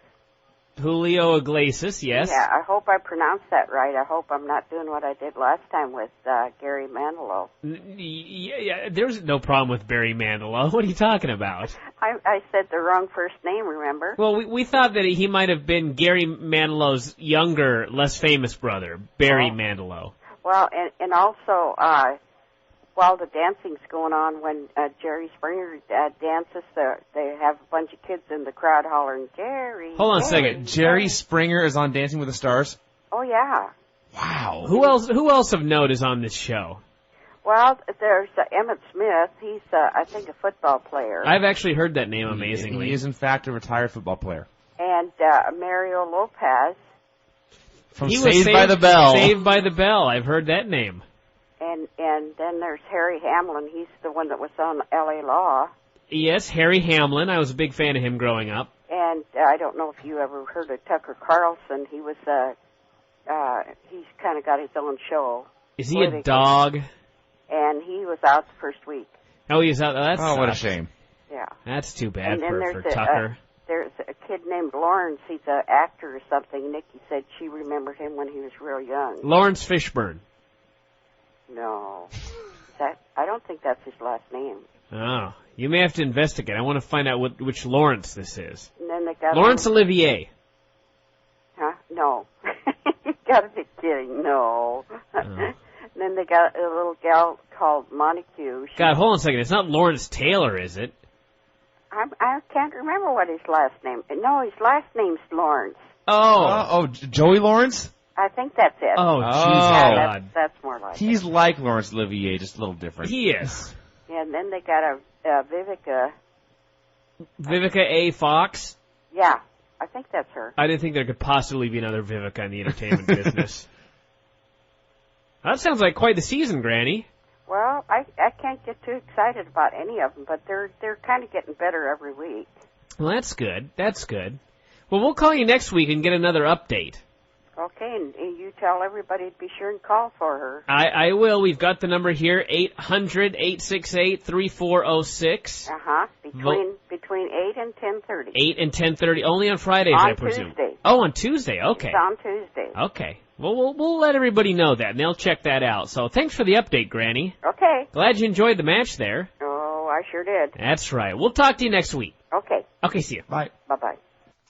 That was Granny, everybody. As always, the problem with having Granny open the show is we have to follow her. You have the biggest dick I've ever seen on a man. Vince, I cannot believe you played that drum. Jesus Christ. I'm sorry, Granny. Every now and then I let Vince use the drop board, and he just goes crazy like that. Sorry.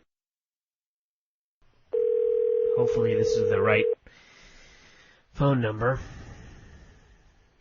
Hello? Granny, Yes? you're on the air. Oh, it's kind of early.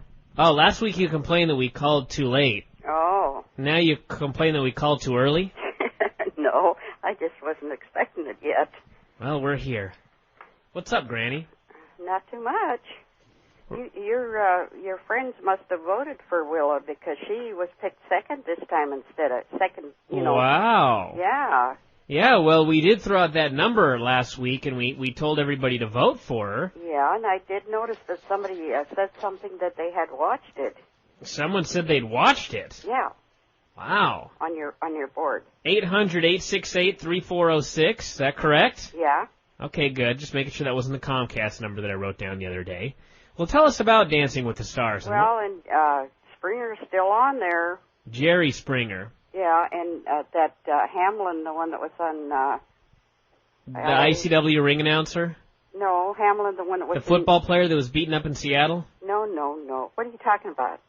There was apparently a football dude named something Hamlin that got beat up in Seattle. Oh, I didn't know anything about that, but this is Harry Hamlin that was in L.A. Law years ago. Oh, yeah, L.A. Law. I was a big fan of that show back in the day. He got booted off, and he was so sad. Oh, did he cry? Well, he almost did. And so then what happened? Well, let me see. Some of the ones that were top last week were down at the bottom this week. Were you taking notes? No, not really. Oh. I just had kept up scores and stuff like that. This is all from memory? Uh-huh. Wow. Okay, keep going. Well. There was a little concern that perhaps you were suffering from Alzheimer's disease. Oh, I don't think so. You got a ways to go. Yeah, I think so. Let me think. I'm just going to let you run the show, Granny. Uh-oh. They're all getting a lot better as time goes by, but... They're becoming better singers? Better dancers. Oh, it's dancers, sorry. I was thinking of celebrity duets. Well, they had some young kids on there doing music, but I don't know those people. Just some young punks. Playing a band and singing and stuff. A band, yeah, I know. I think that was the next night, though, the second night. It wasn't the Beatles, was it? No. I would know the Beatles. That's true. That's true. As far as Willa goes, I just can't like her very well because she seems kind of conceited. Well, she is Willa Ford. Oh, and did you? The wrestler was in the crowd. Chuck Liddell. Yeah. The guy with the mohawk. They showed him in the audience. Was he? Did he look drunk? I didn't notice because they flashed it so fast. I see. Because he's often in the crowd at fighting events, and he's always very drunk. Oh, does he drink a lot? He is a drinker, in fact. Oh, boy. Yeah. Well, it's kind of surprising that he would be there if they aren't going together anymore. Well, they're good friends. They hang out together, you know? Oh. You know how it is, Granny. No, I don't. Okay, well, let's move on here. So, she got picked second, you say? Yeah. That's good. Boy, she was really excited over that one. Did she jump up and down and clap her hands and such? Well, they did kind of a 70s dance, so they had her looking like the old, I don't know how you'd call it. Grease? Mm. Saturday Night Fever. What's that? Saturday Night Fever. Yeah. Anyway, my sister's here, and she was sitting here watching your wrestling. Uh-oh. And she got a kick out of all of them. Did she make any comments about Vince's weight? No. Why would she? Well, he's fat. No, she just said he's tall. He is, in fact, very tall. That is true.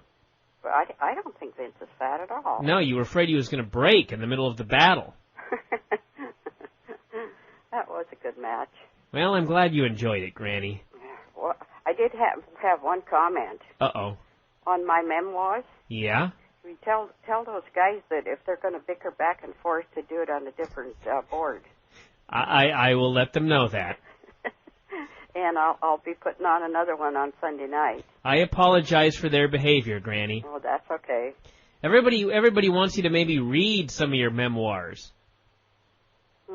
I'm thinking that we should print them all on the website first, and then maybe we can read some stories later, you know? Oh, well, or I could go into the later details of my life, which isn't very much fun, but... Well, that's fine.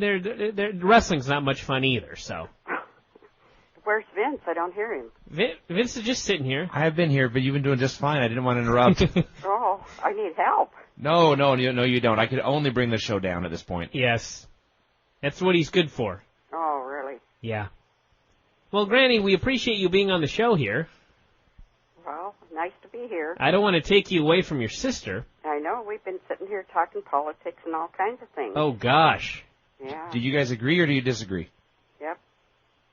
I really enjoy having her here. Let's ask that question again. Do you guys agree or disagree on politics? Well, we mostly agree. Oh, that's good. Okay.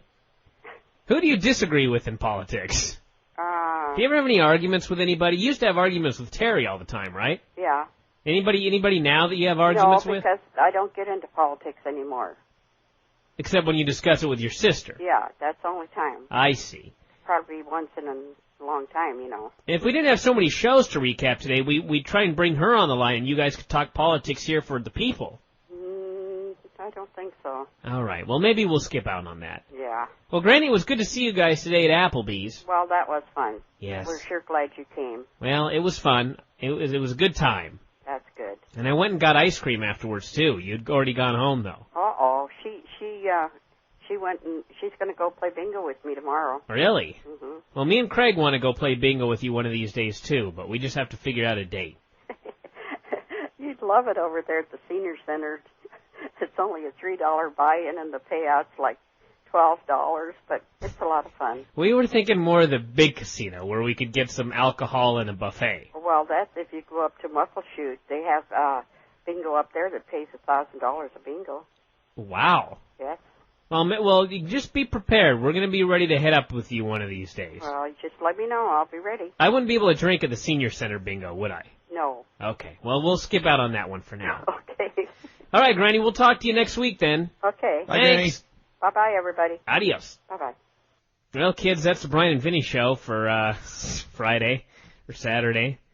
I think we should just end now. We always should. I know we got to move on the show, so I won't take too much time on this, but I believe what happened there, let's recap.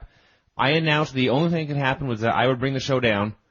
Then I asked one question, and it got a yup. Yes. She no-sold you. I predicted the future. Yeah. You asked basically a multiple choice question, and she said yes. Yes. I asked true, false, and she said yes. Well, that's the story of your life then, there, Vinny.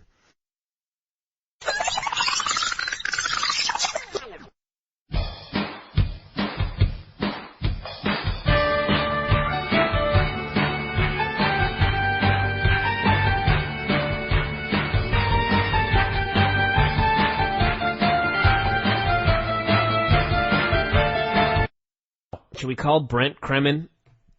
No, we should not call Brent Kremen. You know what? We actually should call Brent Kremen, but I'm not going to call him this late because I think his birthday was 3 days ago. I'm pretty sure his birthday was September 20th, and he actually... I'm going to read this email here. Oh, no. I realize we've got a lot to talk about today, but... Everyone, you're about to bear witness to the word of Brent. And you know what? I'm going to read an email from Mike Rowe as well that I don't believe I've read on this show yet. But if it's the one I think it is, it's pretty great. Yeah, Vinny's cackling because he's heard this email before. So hold on a minute, everybody. Just chill. Guess what I ran into? Who I ran into? Sorry, this is from Mike Rowe. So I was watching the pay-per-view, that being the WWE pay-per-view this weekend. So I was watching the pay-per-view at Hooters, and who should show up but Brent during the women's match. He regaled me with stories of how he was beaten up earlier today by a retarded man and tried to explain to the marks at the bar why Cena sucked. Good times. I need to hear Brent talk about how a retarded man beat him up. I need to hear him explain to the crowd why Cena sucked. You know who we need to get in a room together is Brent and Bernard. Can you imagine that one talking about John Cena? No, actually. Where's the Brent Kremen? It's B-R-E, right? Brent? That's the traditional spelling. There it is. Oh, B-L Kremen. Okay, there we go. All right, this is from Brent Kremen. Oh, it wasn't the 20th. Bryan, it is my birthday on September 26th. That's Tuesday, by the way. Can I be on the show? Can I attend the next TNA pay-per-view with Kirk as my handler? I saw the pay-per-view at Hooters yesterday with Mike Rowe. I was thinking when Cena went through the table that I would go through one for enough money. Could you have a fundraiser for Buddy Wayne to throw me through a particle board table? I need the money. Seems like LA was fun. You like Jubbs being himself. I hope that applies to me as well, Brent. Wow. We're going to give Brent a chance at the pay-per-view party Sunday. Brent's going to be heading over and probably going to invite Monica as well, a friend of ours who young Brent has his eye on. He does, in fact, have his eye on Monica. You could say that. He actually attempted to kiss her. I was going to say he's wanted to get other parts of himself on her as well. Vince. His lips. Let's not get lewd here. But I think that'll be interesting on Sunday. We'll have Brent and Monica here together, being very awkward, and no, Brent will be awkward. Monica will be fine. I hope she just kicks his ass. Actually, Monica's the one that there's a photo from earlier in the year when we all went somewhere, and she's the girl in the yellow shirt that everybody was asking about. That's Monica. Yeah. She's the one that got mad, and I made the comment that she came at me with her lats flaring, and she heard that and got a good laugh, and then her lats flared again, and I thought she was going to kick my ass. So she'll be showing up on Sunday for a little bit of wackiness with young Brent, but... Have I ever told you how much I hate Michael Cole? I hate Indeed. Michael Cole more than anybody in the entire world wrestling entertainment. And it's because Michael Cole thinks like he's Jim Ross, not realizing that he's not Randy Rosenberg or Rosenblum. From Heroes of Wrestling. Michael Cole is so unbelievably bad. He doesn't know it. Yeah. He thinks he's great, and he makes no effort whatsoever to get any better. Hey, listen, fuckhead. You can do whatever you want to do. You can put me on mute. You can turn the goddamn channel for all I care. All I know is I've been doing that show for 337 episodes, so I must be doing something right. And what the fuck are you doing? What the fuck are you doing? I'm hosting a goddamn national television show. What the fuck are you doing? And you're listening to us now. So obviously you didn't hit the fucking mute switch tonight, asshole. Classic. WWE.com can suck my dick. And so can Michael Cole. That's right. You know what Michael Cole is? What's it like, Roman Earth, the lowest form of Homo sapien there is? He's a Homo sapien. What the hell ever happened to Scott Steiner anyway? I don't know. He just disappeared. Yeah. He was like the only good thing on Impact for a long time. They had to free up room for Lex Luger and Buff Bagwell Monday. Oh, right, okay. Yeah.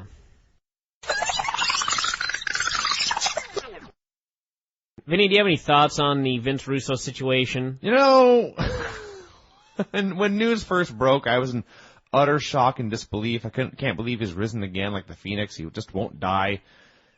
After watching Impact tonight, why the hell not?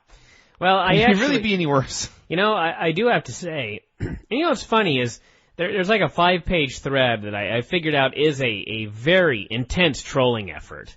And the funniest part is where they're accusing me of jumping to conclusions, that sort of thing, when I actually specifically stated on the show today that I will give Vince Russo a chance.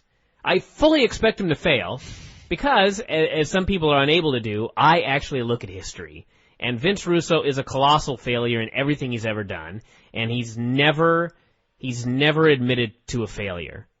Even I've admitted to failure. Oh, we have. Think about that. And if somehow this works, we'll admit to it again. Sure. We were wrong, we'll say. That's right. Now, let's think of an example where, I can't think of an example where I've been wrong. But I'm sure there have been. I know they've happened because I remember thinking, holy cow, Bryan just admitted he was wrong. Yeah, so fuck off. They're rare, but... Quiet down before I shut you off. So, I will give Vince Russo a chance here, but let's be realistic. The history of Vince Russo indicates he's gonna fuck this up like he fucks everything up. And as I said to one hardcore Hogan, and I will say this here I guarantee that within a year, which is giving him way too much time, within 1 year, either Vince Russo will be gone, or TNA will be gone, or both will be gone, which I think at this point is very likely. And Hardcore Hogan will be on the board, and he will be blaming everybody else for Vince Russo's failure. I just mark my... And I've written it down on the board, so I'm just going to go back to it in about 6 months and cackle. Just cackle at Hardcore Hogan over and over again, because I know it's going to happen. I've seen this a million times. Nashville, Tennessee, September 24th, 2006. Total Nonstop Action Wrestling. I believe you mean Orlando. Shut up. Total Nonstop Action Wrestling announced today that Olympic gold medalist and pro wrestling megastar Kurt Angle has signed exclusively with the company. It was also announced that TNA Impact will move to 9 o'clock p.m. Eastern Pacific Thursdays on Spike TV starting November 16th. This has been a huge week in our company's history, said Dixie Carter, president of TNA Entertainment, LLC. The signing of Kurt Angle and the move of Impact to 9 o'clock p.m. are both significant benchmarks in the growth of TNA. The history of pro wrestling is marked with events that changed the landscape of the industry, and I believe that this week will be viewed in that context. Angle, a two-time NCAA Division I champion and a three-time NCAA Division I All-American, capped off his illustrious amateur career by winning a gold medal in freestyle wrestling at the 1996 Olympics, competing with 2 cracked vertebrae, 2 herniated discs, and 4 pulled muscles. On November 14th, 1999, Angle made his on-screen debut with the World Wrestling Federation. Since then, this 5-time WWE World Champion has held every major championship belt in WWFE. He's also in the USA Wrestling Hall of Fame. Kurt is considered the greatest wrestler in professional wrestling, added Carter. His in-ring ability is matched only by his leadership and attitude. We are thrilled Kurt is joining the TNA family, and we look forward to a long, successful relationship. Being with TNA feels like I found my home, Kurt Angle commented. TNA will be the most watched show on cable TV. It's just a matter of time. Thank you, TNA, for saving my career, my life, and my desire to do what I love. That's Kurt Angle. He is the new signee. He is the biggest announcement in the history of announcements. An announcement that will rewrite the history of this industry. I'm disappointed that they didn't rewrite any history in this press release, because I wanted rewritten history. I just want the drop you played, which was from the recorded live in the building when the announcement was made. I'd like you to do me a favor and make a drop of that.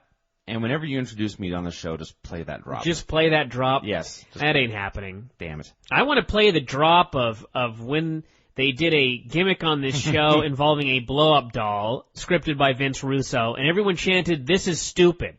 That should be your new entrance theme. That's not nearly as cool. Every time you show up on the show, I just wanted "This is stupid" chant. Dare you? You invited me on the show. I did invite you on this show. Not this particular episode, but... Well, kids, Kurt Angle's coming to TNA. That was the big announcement. They also announced the 9 o'clock time slot, but let's be serious here. And by the way, what a loyal audience they've got there at the Impact Zone. When Jim Cornette came out and announced that they were moving to 9 o'clock, yeah, from 11 o'clock to 9 o'clock, still on Thursdays. That's the only announcement he made. Yeah. They reacted like he announced WWE is going out of business tomorrow, and we are... we won, they may as well said. We are taking on all their assets. And I thought, Jesus, people, seriously. I will say this. On, I believe, Friday's show, I think it was Friday's show, it was some show this week, I had a little speech I gave about Vincent K. Russo and what a fool he was. And it was funny because somebody on the board, I don't know if it was the way it was worded, if he meant like, if the two of us had a personal issue and didn't like each other, something like that. But he basically said, from listening to Bryan, it sounds like he doesn't like Russo. Wow. I was like, you don't say. A master of deduction this reader must be. And I responded that, he is an idiot. And that seemed to satisfy them. Okay. But a big thread did start by one hardcore Hogan, who I'm going to mention by name here on this show. You already have. He started a big thread. I believe it was just entitled Patience. Let me go back and find the thread here that was called Patience. Also a fine song by Guns N' Roses. It really was. Perhaps, Vinny, while I'm looking for it, you could whistle it. No. No. Patience, people. It's pretty low rent, said Hardcore Hogan, to blast Russo before he's even written a show for TNA. If it sucks, I guess all of you want credit for being able to predict it before it happened. I mean, honestly, don't you have better things to do? Yes, I know he worked for TNA before, but this is a new day. He has Samoa Joe now, at least. Maybe he has a clue what to do with him and LAX, because the current guys sure as hell don't. That's from Hardcore Hogan.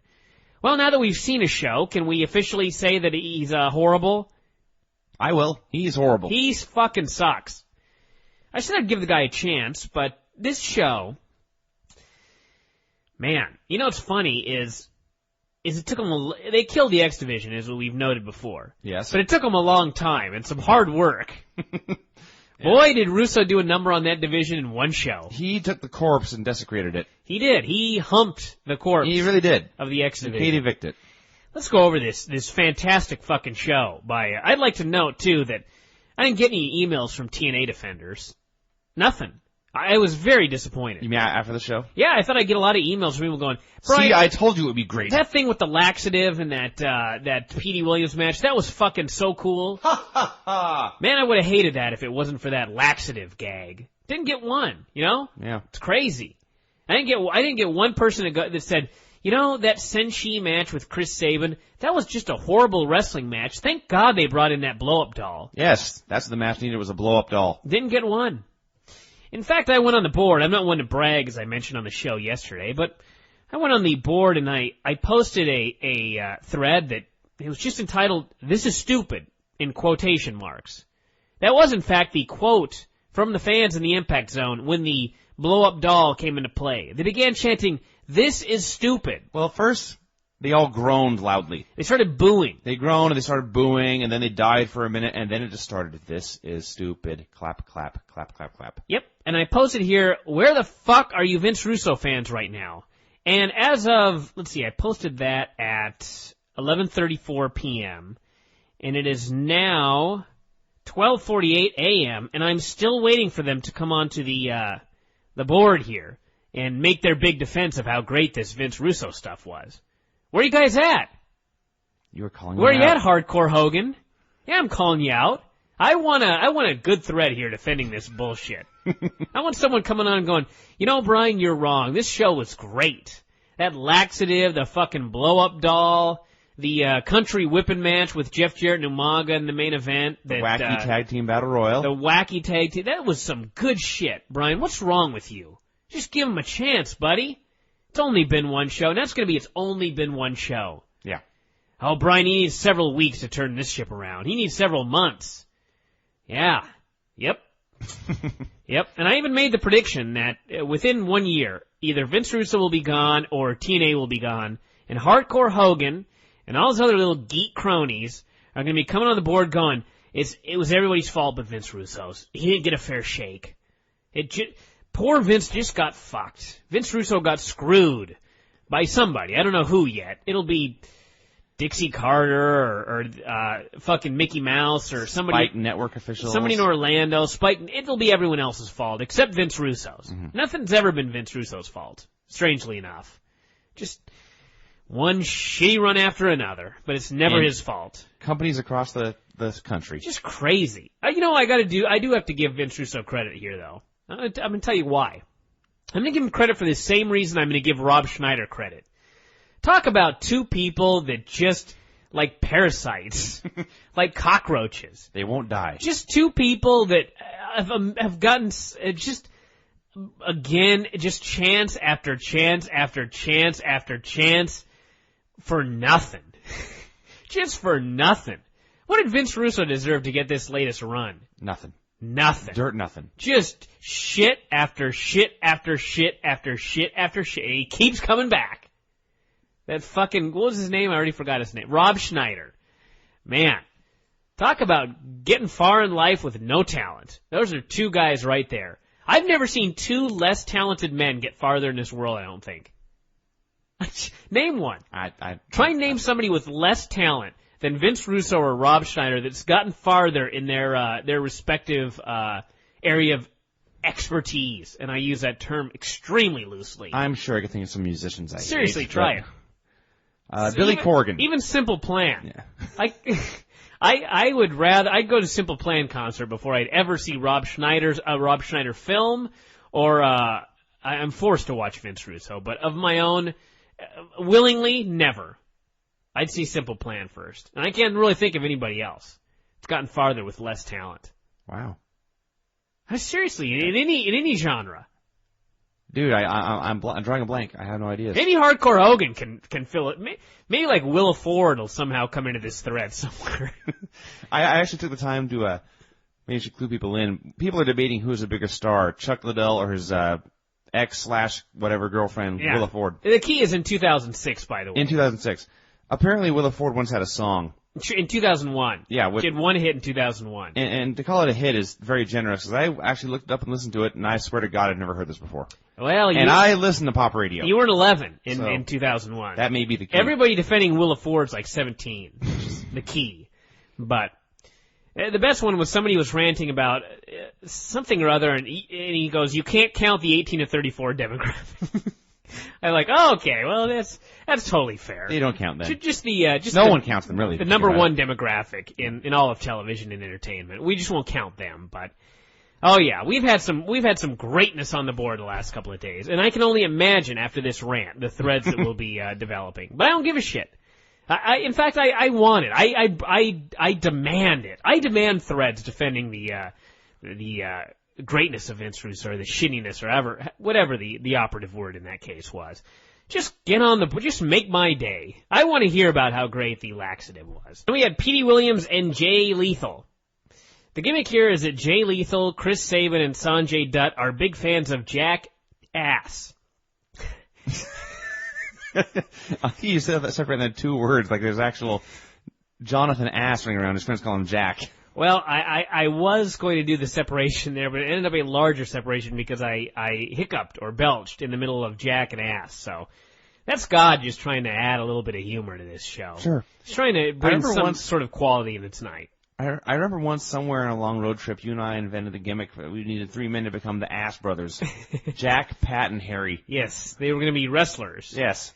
And speaking of, we also had the gimmick for you, Burt Angle. The Special Olympic hero. Mm-hmm. You've got no talent whatsoever and one eye. Instead of the 3 eyes, you've just got one eye. You're missing an eye. Yeah, that's why I was in the Special Olympics. Yeah, so Burt Angle. That unfortunately never came to fruition. You ended up shoulder. You'd still be wrestling right now and probably getting paid if you were Burt Angle. Well, thank God I didn't get it then. You'd probably be in TNA, to be honest with you. Petey Williams faced Jay Lethal. Like I said, they're the 3 goofs. This is why Russo's such a fucking moron. This is just one of many reasons. Sabin, Dutt, and Lethal are supposed to be baby faces. That's the deal. They're cool baby faces because they're fans of Jackass and they do similar stunts. And you know, Jackass is the #1 movie this weekend, so they've got to be cool if they're copying Jackass. So their big wacky gimmicky joke was they put a laxative in Petey Williams' drink. So to make a long story short, Petey Williams wrestled the entire match holding his ass. Mm-hmm. He couldn't do any moves. He had to hold his ass the whole time.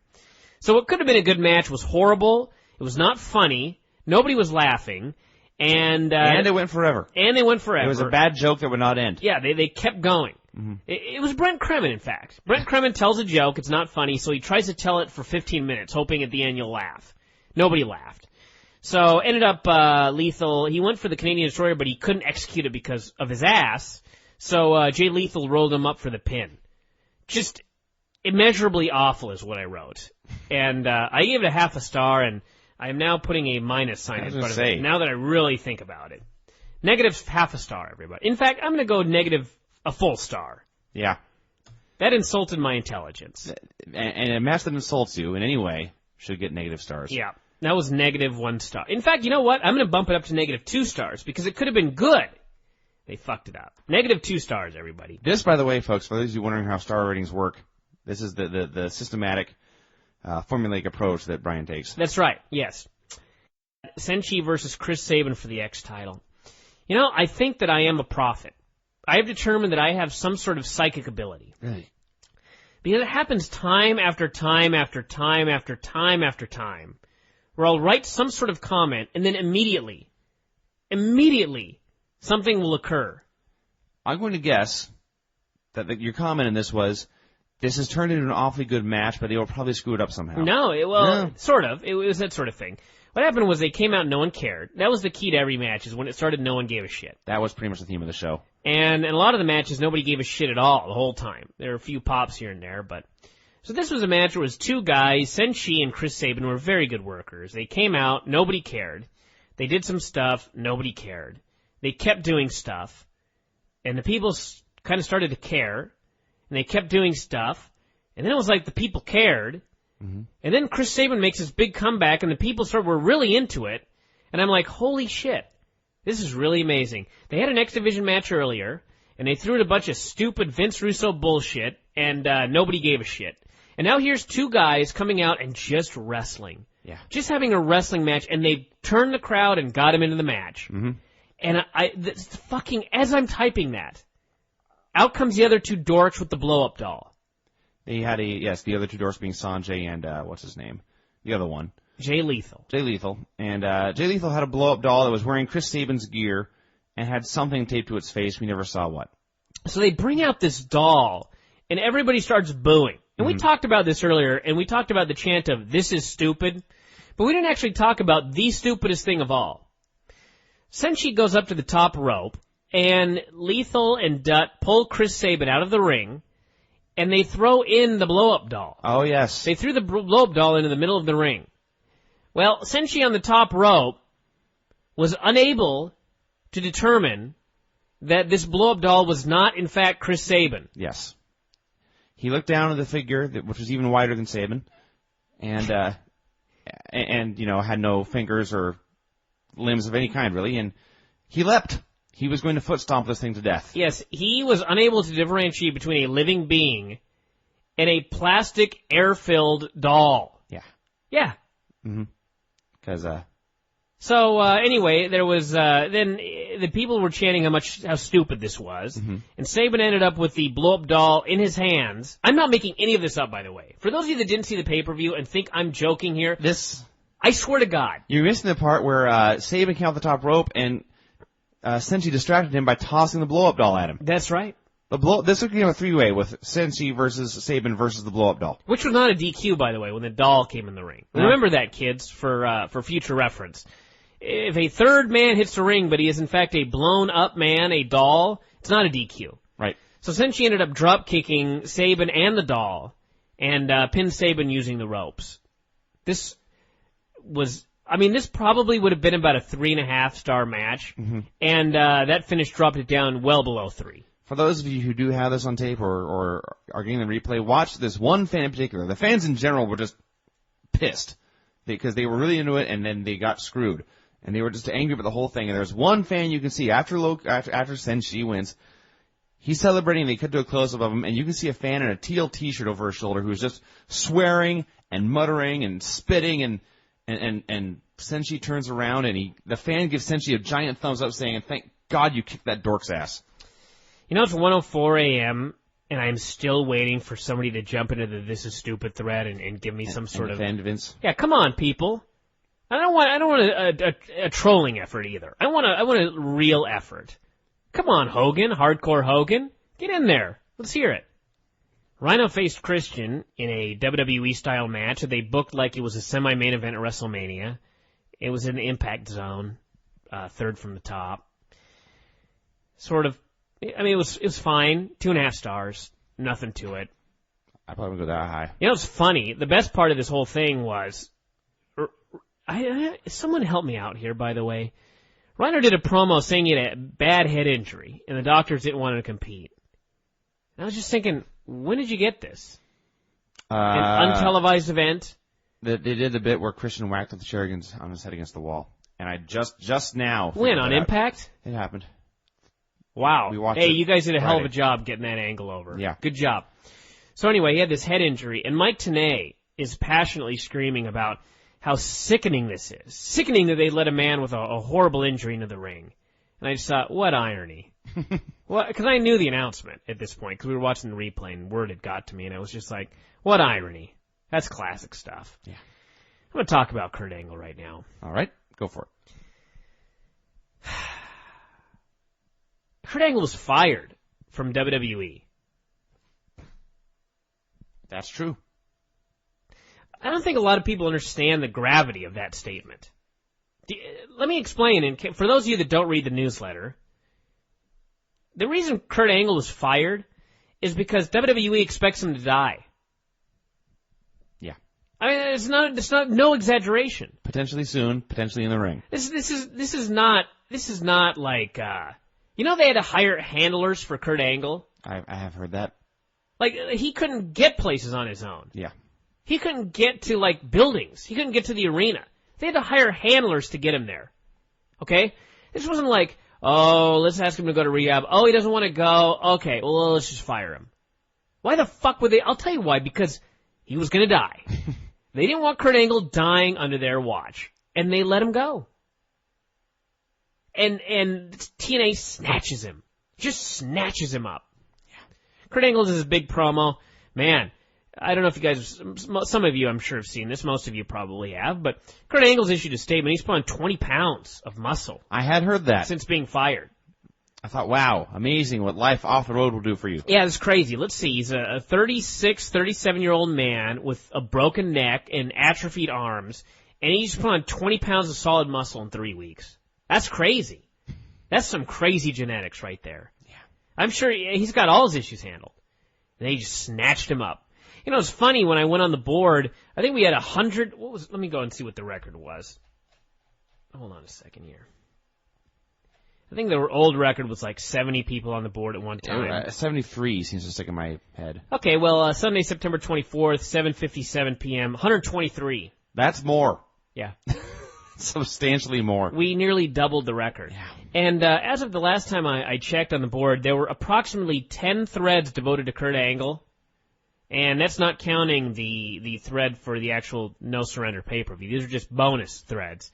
And I think every single one of them was negative on the whole idea. At least by people that weren't trolling. Mm-hmm. Among the people that actually thought, there's a human being. There's a human being on the line here. There's a husband, a father. Yeah. Yeah. The people that understand that a life is at stake here are very down on TNA. I don't know what TNA thought. I don't know if they thought that, hey, but they got the wrestling world talking. I will say that. At least the internet wrestling world. I don't know if, I'll put it this way. You and Mike Rowe both came over, and neither of you knew what the announcement was. Not entirely fair. I made a deliberate point to avoid. Yeah, but, you didn't have people calling you. You didn't have people texting you. Yeah. It wasn't like Sean was calling you and Greg and Jim. I see. Okay. Mike Rowe didn't have people calling him, asking him about the big... No one contacted you. No. You didn't have the buzz from our friends out there, just casual. I didn't have JJ calling. No, I didn't have Derek calling. Nope. Didn't have Buddy Wayne calling. No. This got a gigantic buzz on the internet. We'll see what it does for the ratings. It got a substantial buzz on the internet. But TNA was built on the internet for 3 years, and it didn't do a goddamn bit of good. So they bring in Kurt Angle. I don't know what they thought. I don't know if they thought that, man, the wrestling world's going to be so excited. People are going to be jumping up and down. People are going to be talking about how great Kurt Angle and Samoa Joe, Kurt Angle and Chris Daniels, Kurt Angle and AJ Styles. I don't know if they thought it would just be millions of threads of people excited for future matches instead of what it was, which was so far 11 threads or something like that on our board of people just like, God, fuck TNA. In fact, that's a big, there's one right here in all caps, fuck TNA. Scary Angle announcement. Kurt Angle is a drug addict with a broken neck. Fuck Kurt Angle. Man, you guys have really done a hell of a job here, TNA. You've babyfaced yourselves here. Sign the guys. For those of you wondering the news, I really don't know what to announce about this whole situation. From the WWE side, I get the impression no one knew.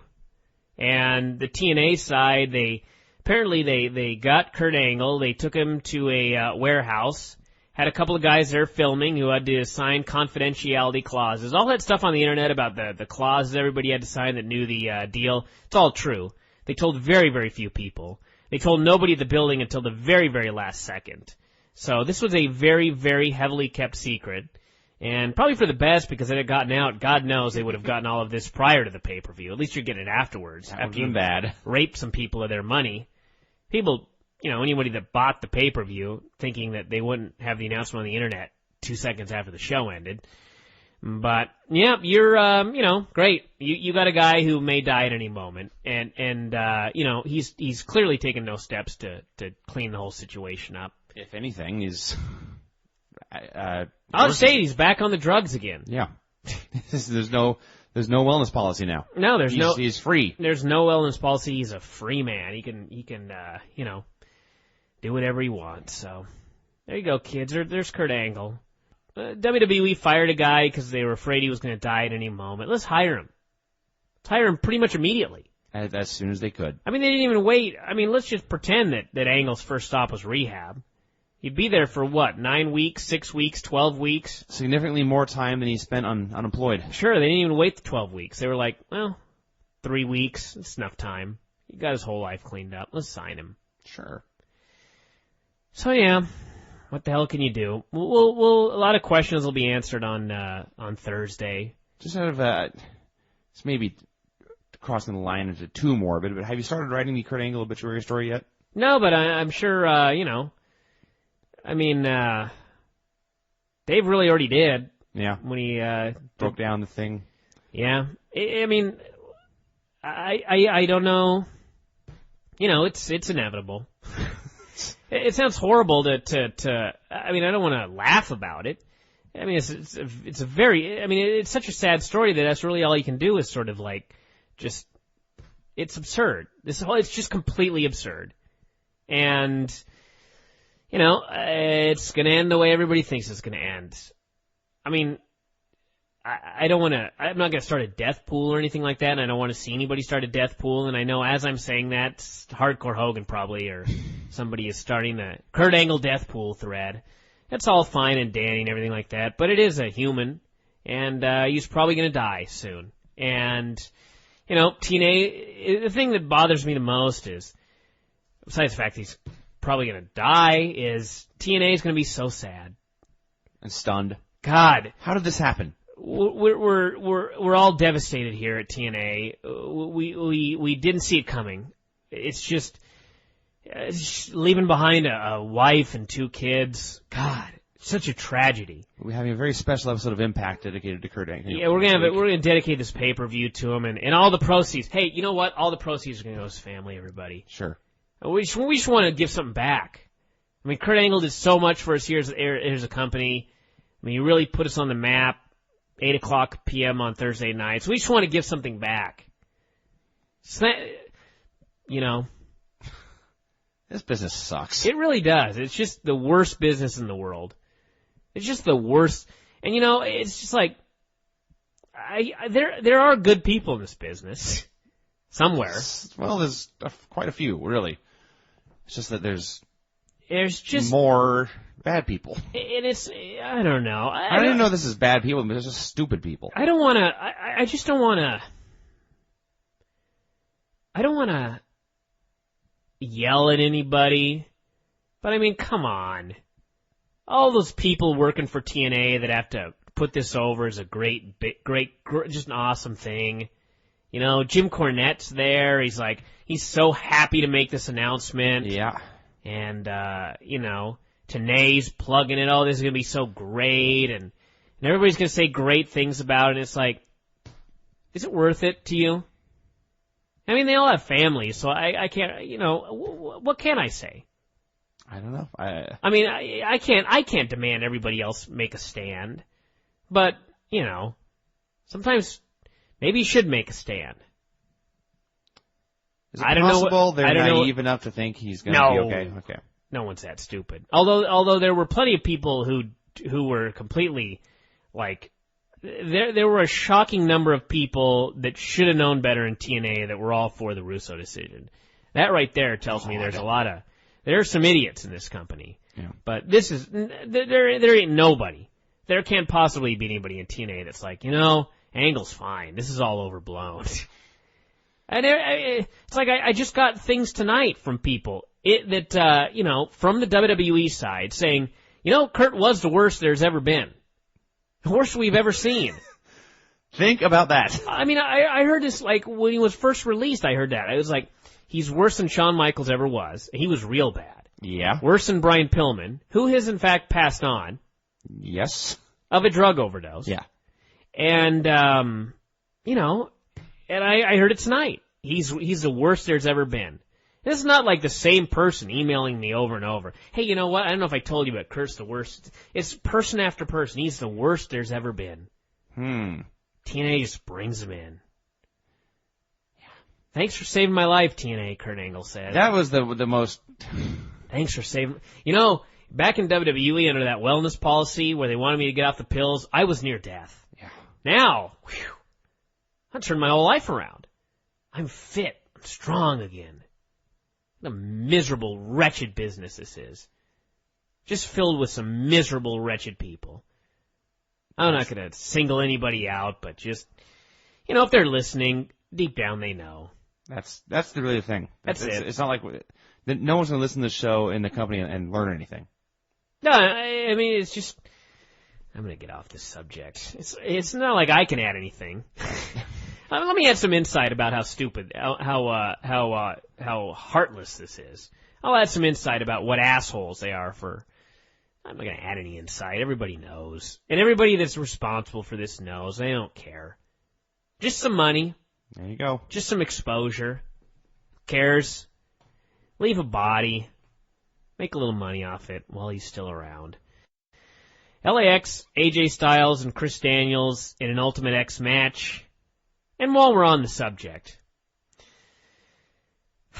I knew the announcement, and I watched the end of this, and I thought, you know what? They are determined to have somebody die on live TV.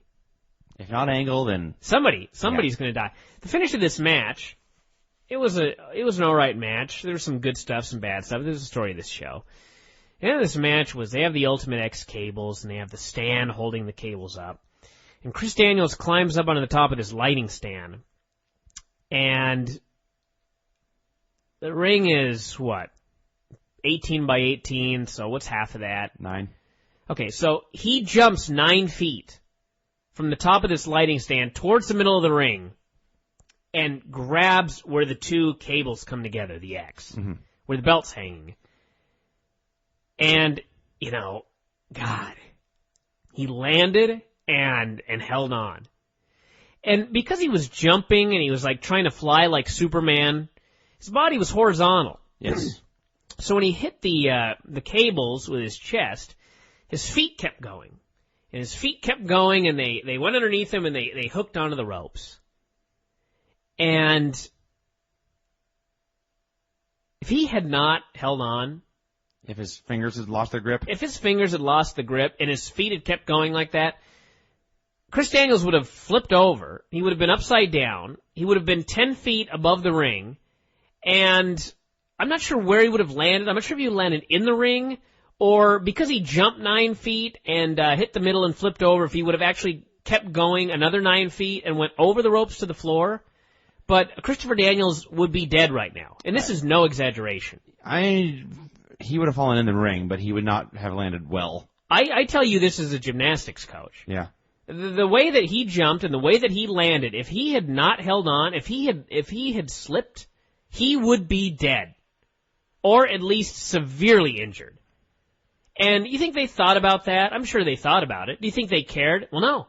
If they would have cared, they would have said, hold on a second, we're not doing this spot.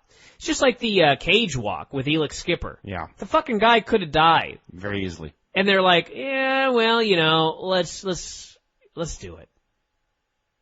Why? I don't know. If I were going to make a stand, I'd just stop covering this company. I guess that's true. But I want to pull it. That's why I can't single anybody out, and that's why, I'm not going to pull a sure dog here. I'm covering this business. Mm-hmm. And I'm going to cover everything, but I will not, I will flat out say bunch of assholes in TNA. Just a bunch of assholes. Well, the only thing I can say about the Daniels thing is I don't give a fuck if Daniel Sadi could do it. Yeah. Okay, well, there you go. Like, It's like me going, you know, there have been people that have fallen out of airplanes from thousands and thousands of feet up. Yeah. And they just happen to land in, like, trees. Sure. And they hit all the branches on the way down and ended up living. Yes. Okay, so Chris Daniels like, you know what, I got this stunt for the next TNA pay-per-view. Let's have a match on a fucking airplane, and for the finish, I'll take a bump out, but we'll do it over a forest. And there's a good chance I'll land on the top of the trees, and I'll hit every branch on the way down, and I'll be okay. Or are they just supposed to go, oh, well, he wants to do it. Let's just let him do it. I see your point. And no, you tell a fucking guy no. Yeah. I actually felt bad. I'm going to read this email that I sent to somebody in WWE tonight, ranting about Kurt Angle. And I felt bad after I sent it, and I'll tell you why after I read it. Let me find my sent items here. This may take a little while. Now, who did you send this to? Oh, yeah, let's just name a name here on the air, Vinny. Just checking. If I guess, will you tell me? It is one line, and the line is, nice to see no one gives a fuck about anyone in this business. I sent this email, and then I sort of felt bad, because I did actually send it to somebody in WWE, and they actually, in some way, did give a fuck. Now, you can say that, you know, they got rid of him because they didn't want him to die, but hell of a lot more than TNA did. They signed him. They're bringing him in to die, basically. Some guys are signed to interchange titles. Some guys are signed to book guys over. Kurt Angle's been signed to die. WWE, I mean, there are some assholes, mostly one, actually, at the very, very top. I mean, there's more than one, but there's one important one. The Eddie Guerrero stuff, I mean, assholes. Just utter, complete assholes. Yeah. But at the same time, there have been guys, you know, they saved Eddie's life once. They saved Eddie, they saved Regal. They saved Regal's life once. I mean, there is, I think that Vince McMahon in some way, I mean, there is a part of him that cares. And I sure as shit don't see that part of anybody in TNA. Yeah. At least nobody in a position to hire Kurt Angles and let Chris Daniels do this stuff. Any other questions you'd like me to reveal now that I've drunk? How many subscribers do you have? We're currently at 33,000. Wow. Yeah. I'm doing pretty well here in the Empire. Wasn't it only like... I realize I only have a 2-bedroom condo, but... a few dozen last week, It's not what you make, it's what you save. That's right. I will say in all honesty, and I'm going to say this because just the irony of it is so funny. The other day, we had this gigantic thread where, like, 15 people on the thread were like, I'm quitting at the end of this month, God damn it.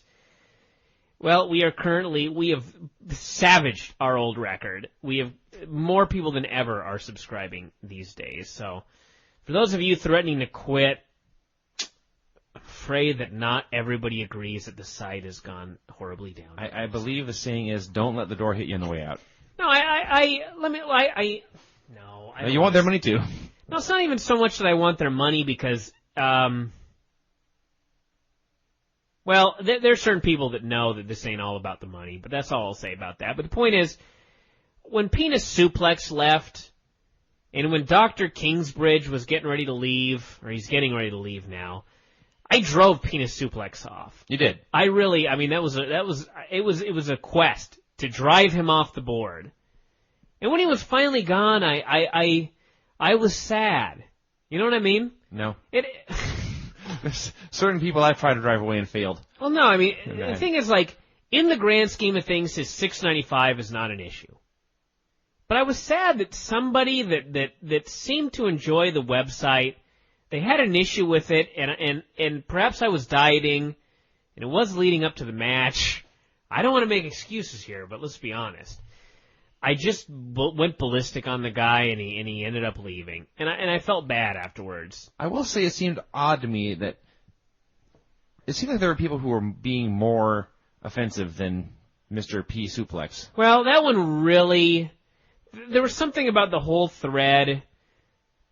I mean, you can say whatever you want to me, but there's certain things that really get me, and some trolls have figured this out. Some are too stupid, and I'm going to reveal it now, so now everybody's going to know, but I think I'm doing a little better with the trolls lately now that I've started to sort of get my appetite back and everything, but when people like accuse me of being lazy or trying to rip them off, those are two things that really piss me off. You know what I mean? Yeah. There's never been a day in the last 11 years where I'm like, You know, I could do more, but I'm just going to half-ass it today. I mean, if you don't think the newsletter's very good, that's okay. If you don't think the radio shows have been very good lately, that's okay. But I can tell you from the heart, I really try my hardest. I really try and have a good newsletter every week.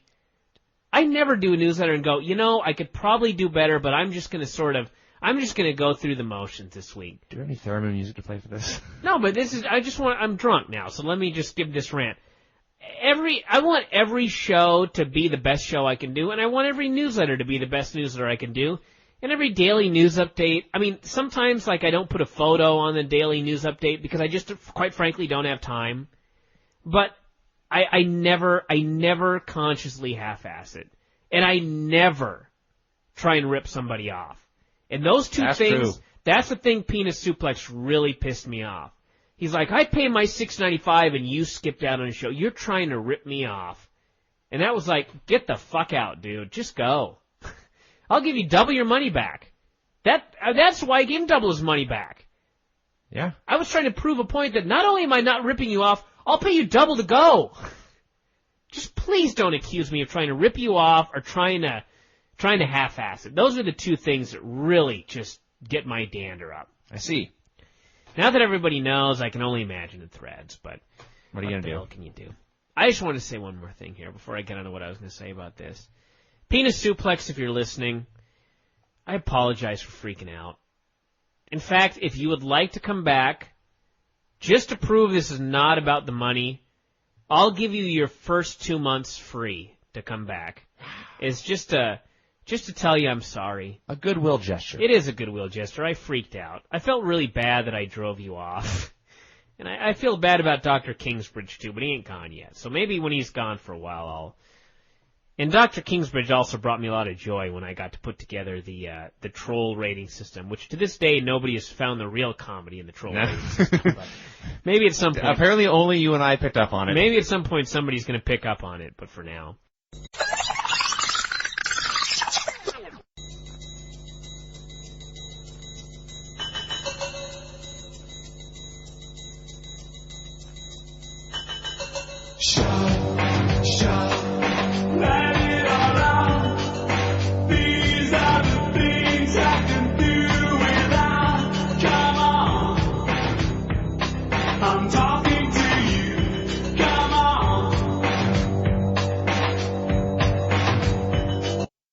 Buff Ben here sent a shout-out, and I'm thinking I should not read this shout-out and return the $5 to Buff Ben. Uh-oh. Buff Ben he's doing a comedy deal here about the deceased crocodile hunter. I see. And I'm not sure anyone is going to laugh today. So I'm thinking that perhaps I should save Buff Ben the trouble and not read it. You know, that's probably a good idea. But he does add at the end, after some wackiness, he says, God bless you, crocodile hunter. You will be missed but never forgotten. And I believe that part is true. I was very sad last night when I heard the crocodile hunter died. You were. We got a text message from a friend of ours. Well, you got a text message from a friend of ours. And we were kind of in disbelief. And it's sad. It's terrible. It's horrible that his wife and children are left behind now. I must say that when I saw it was the lead story on CNN.com. Yes. I thought that was a little odd. It's a terrible, horrible thing. He was much more than a man that wrestled crocodiles. I will never forget the day that I saw the crocodile hunter on Conan O'Brien. I remember nothing about it except they were going to do some sort of wacky skit. And I don't know what happened, but Conan decided he was going to try and out-wrestle the crocodile hunter. I think I did not see this, but you told me about it several times. I believe Conan wanted the croc hunter to demonstrate how to tie up an alligator using Conan as the gator. No, there was... the point is, and I'm sure the board will have the answer within seconds, but the point is the crocodile hunter... Conan decided he was going to try and take advantage of the crocodile hunter, and he fucking got owned. He got tied up in a knot, and it was the greatest thing I've ever seen in my whole life. And he was a fine, fine man. Stingray got him, and apparently it was a completely fluke thing. I actually have petted a stingray before. I believe I have as well. I went down to San Diego last year on business and visited an area that had a lot of animals, and among them were stingrays. I believe that area is known as SeaWorld. Sure, that's right. It was SeaWorld. And that's right, because I was going crazy about Shamu. Okay, I remember now. Thank God for you, Vince. I don't even remember my own life. But yeah, at SeaWorld there were stingrays. And I petted a stingray. It was just right there, and I was fooling around and petting it. It felt like rubber, and just the thing went crazy and stingrayed him through the heart, and that was the end of the crocodile hunter. And I believe I heard somewhere this is the third recorded case of a stingray killing a person in history. Yeah, and it was a fluke thing because if it would truly fluke thing. The point is also if it would have got him anywhere else, it probably wouldn't have been a major deal. It happened to get him right in the heart. And that was the end. That's bad. Very, very sad. But Buff Ben, we do thank you for the portion where you said God bless the crocodile hunter, because I think many people would agree with that. So, and also I would like to read this part here where it starts out, Dear Bryan and Fucktard. So, there you go. Fucktard's a great word. Again, I don't know. God, I'm doing horrible this night. You guys are doing such a tremendous job of building this brawl that if you do have a great match or a great payoff, I should say that you will be bombarded with emails about doing a third match. So for the third match, you should ask for at least $5,000 or $10,000 if you really don't want to do it again. Keep up the great work. Tell Vinny to do some push-ups to get rid of the bitch tits, or go buy a man's ear. Thank you, anonymous guy. Your helping words of advice have been taken straight to heart. Wow. Vinny's very bitter. You are fag, you are punk, little gay. It's probably best we know this man's name, although he'll alert me and I'll say it on the air next week, so. Oh, great. It's from Dirt Mound, F4W Online subscriber. I bought this shout-out because I hate my money.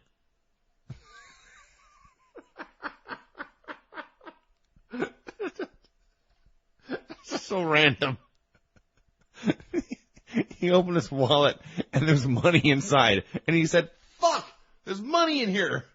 And the first convenient thing he had to get rid of it happened to be our website. I am fine with that, That's everybody. Awesome. I believe, actually, the man that told you to do some push-ups to get rid of the bitch tits or to go buy a man's ear was Chris, but I'm not sure. There's just a random name here lower down, so. This is from Tom Feely. Get the checkbook out because Super Chico just sold a 99-cent subscription. Sign up Watch Wrestling here at the University of Connecticut, where queering, in fact, does not make the world work. Was that the place where Warrior did his wacky deal? I assume so. Queering doesn't make the world work. Warrior's crazy. Where's your ass? I didn't have an ass. I've decided to take advantage of this advantageous offer. It's good that you decided to take advantage of the advantageous offer and not the disadvantageous offer. It'd be hard to take advantage of, actually. After nearly a year of freeloading. For my shout-out, I have two requests. One, that you extol the virtues of the great TheCubsFan.com, where I once recapped SmackDown's Summer of Kenzo Suzuki. Oh, Jesus, you poor bastard. As well as the edition of ECW featuring the homicidal, suicidal, genocidal Sabu taking on the just suspended, heart distended, neck needs to be mended Kurt Angle. Wow. That's pretty good, actually. Secondly, for the edification of new listeners, as well as just to show how old school I am, I politely request that Vince once again relay the story of his co-worker's Lord of the Rings haiku. I have no idea how to end this shout-out. I would just like to say that the CubsFan.com is a fantastic site, particularly if you love Lucha Libre, and it is about goddamn time we got the Cubs fan back on, so that may be happening very, very soon. I will just have to contact him. So check it out, kids, the CubsFan.com. Vince, Lord of the Rings. The story is, one day I was at work cruising the website of the Seattle Times, and they were having a Lord of the Rings haiku contest. And I announced this to the editorial staff. We're all working editorial. We all work with words. We enjoy that kind of thing. And I thought maybe someone would want to enter. Within about 15 seconds, the guy in my buddy Andy sent me a note, and he sent me the following Lord of the Rings haiku. Arwen, one hot elf. Want to grab her pointy ears and bust both nuts. Yeah. The first time you told that story, I cried. And so help me God, he ended it with yeah, because he needed an extra syllable. This man is a genius, actually. My buddy Andy's a fine human being. Very talented guy. Damn. Yes, that was fantastic. Bill. I have been an online subscriber since pretty much the inception of the board and never requested a shout-out or felt the need to, until now. In his latest blog entry at the time of writing, Vincent Verhey not only blatantly plagiarized a research topic I wrote about. Hi, Bill. How you doing? He neglected to even cite it until I called him on it. Instead of suing him or writing a sternly worded letter to Wacky Fishing Magazine or wherever Vinny works, I have two requests. One, please chop the living shit out of Vince in the match. Chop him once real hard, and then give him a couple of light ones to make him think you're only going to give him one hard shot, and then hit him with an even harder chop. If Nails can get a shot of the tears welling up in Vince's eyes after this chop, I will donate God knows how much. Number two, please play some sort of anti-Vinny song. That would warm my heart. That is from Bill. And he adds, P.S., you know Bix was the pot banger on Iana, right? I believe there were a couple of pot bangers, but I know about young Bix. I know that at least one of the pot bangers was, in fact, Bix. I didn't actually think that was a secret, but I may never have revealed that till now, until it was revealed in that shout-out. But I always knew. And to be honest with you, that is one of the reasons that there's always been a special place in my heart for young Bix. Because he was a pot banger. He was, Well, I should mention that you know, part of that being a blog entries, I do those things and throw them up there and don't really think about it. I should have credited Bill for the idea I used for what I wrote about. So, everyone check out Bill Barnwell's work at footballoutsiders.com. It's a great NFL website. If you like that kind of thing, you will love that site and you will learn something. So. What a dick, Vince. That's why I'm a published author and you're nothing but a plagiarizer. It was bad. Plagiarizing is a little strong, but okay. Regardless, I should have pointed out that's where I got the idea. All right. Vinny is a Cooper. There you go. That's the best anti-Vince drop that we've got on this whole thing. Vinny is a Cooper. Vinny is a Cooper. I love it when Cliff raps. Something extraordinary happened to me last week when I thought you should hear about it. I recently started college, had my first day of class last Tuesday. During my morning commute, I was proudly listening to last week's B&V show on my iPod, with the sound turned all the way up on my new high-powered earphones, since I sometimes have trouble hearing in the morning. Strange, I know. Anyways, I arrived at class. I paused the show with a few minutes left. At the beginning of class, we went around the room introducing ourselves. When it came to my turn, I shifted to my seat, causing my iPod to play, and suddenly the momentarily silent classroom was greeted by the dulcet tones of Kurt Angle singing Sexy Boy. No one seemed to recognize Kurt or the song, and I made the mistake of feigning ignorance as to why and how this strange medley was playing out of my pants. It's embarrassing. You should have turned to the guy next to you and said, turn that down. Just thought you should know. To Bryan and Vinny, this is R.K. Katza. I love when people have just a wacky name that requires a pronunciation key. Katza. He's got the letter R, the letter K, a dash, and then Qotsa, which cannot be his real name. Kwatsa. R.K. Katza. Yeah. I hope you got my donation for $40 for the Bryan versus Vinny match. I included an extra $15 that I hope covers the postage to Australia for the DVD. No, at least $50 minimum to get it to Australia. I will try and keep this quick and simple. Vinny's reply to Bryan's rant in the contract signing video was as weak as piss. Ooh. I hope Bryan gives Vinny the Iron Sheik treatment during the match. I hope Vinny don't shave your back. It's nothing to be ashamed of. And that's it. Have a good match. And then P.S. Bryan, since you're playing classic F4Ws on Monday, could I make a request and ask if you put up the Dan Marati, a.k.a. Dan Maloney, show from earlier this year? I heard it's a classic. It's no longer in the archives. We'll see about that. That's up to you. There are people that still have not got their Sheiky DVDs, and I don't want people hearing this and ordering and not getting their DVD till 2009. Yeah. It was a great show. But because of the delivery issues, I don't think it would be proper to replay it, but we shall see. There's an unsettling number of people who want to see you sodomize me. Yeah? Yeah. I don't know why. I don't either. It's the wrestling business. What the hell can you do? There's a lot of, strange ones. Hello everyone, you're listening to The Real Deal with Monster Hill, and I got a couple of shout-outs before I get out of here. The first shout-out I want to send is to Santana Moss. How's it feel to get shut the fuck down on Sunday Night Football? The second shout-out I want to send is to Kenny Wright. I'm pretty sure you got windburn today because Terry Glenn was running by your ass all night. That was pretty much all I had to say shout-out-wise. So everyone that enjoys my karaoke, I will be in fact posting a new performance on the board. With that, I'm going to head on out of here, and I'm going to turn the show back over to Vinny and that vanilla midget that doesn't like sports. Oh crap, I almost forgot. Congratulations on winning the battle, Vinny. Vanilla midget? That's the Monster Heel, everyone. The Monster Heel. Yeah, say what you will about Monster Heel, but you gotta admit, he brings it every time. Good hearty fuck off. There's a drop. Wow. There's a drop for the Monster fucking Heel. But if you do love the Monster Heel's karaoke, it will be on the members only section of our website on the board. The Monster Heel is a hell of a karaoke singer. Sure His version of Total Eclipse of the Heart put Bonnie Tyler to, well, no, that was better, but his was good too. Got another song here that harkens back to MC Chico. Bunkers! Bunkers! That's my kind of song. Bunkers! I love the songs. Bunkers! There are two sorts of songs that I love. I love the songs that are just, I'm in awe that they were created. Like, I can't even fathom. Someone made Dusty Rhodes rap. Yeah, something like that. Someone took the time to... just fantastic. Like, you should have a job in the music industry or something like that. And I love the ones that are just like bad Photoshops. Yes, that was a bad audio Photoshop. Yes, and that's what made it so great. That's what made it so great.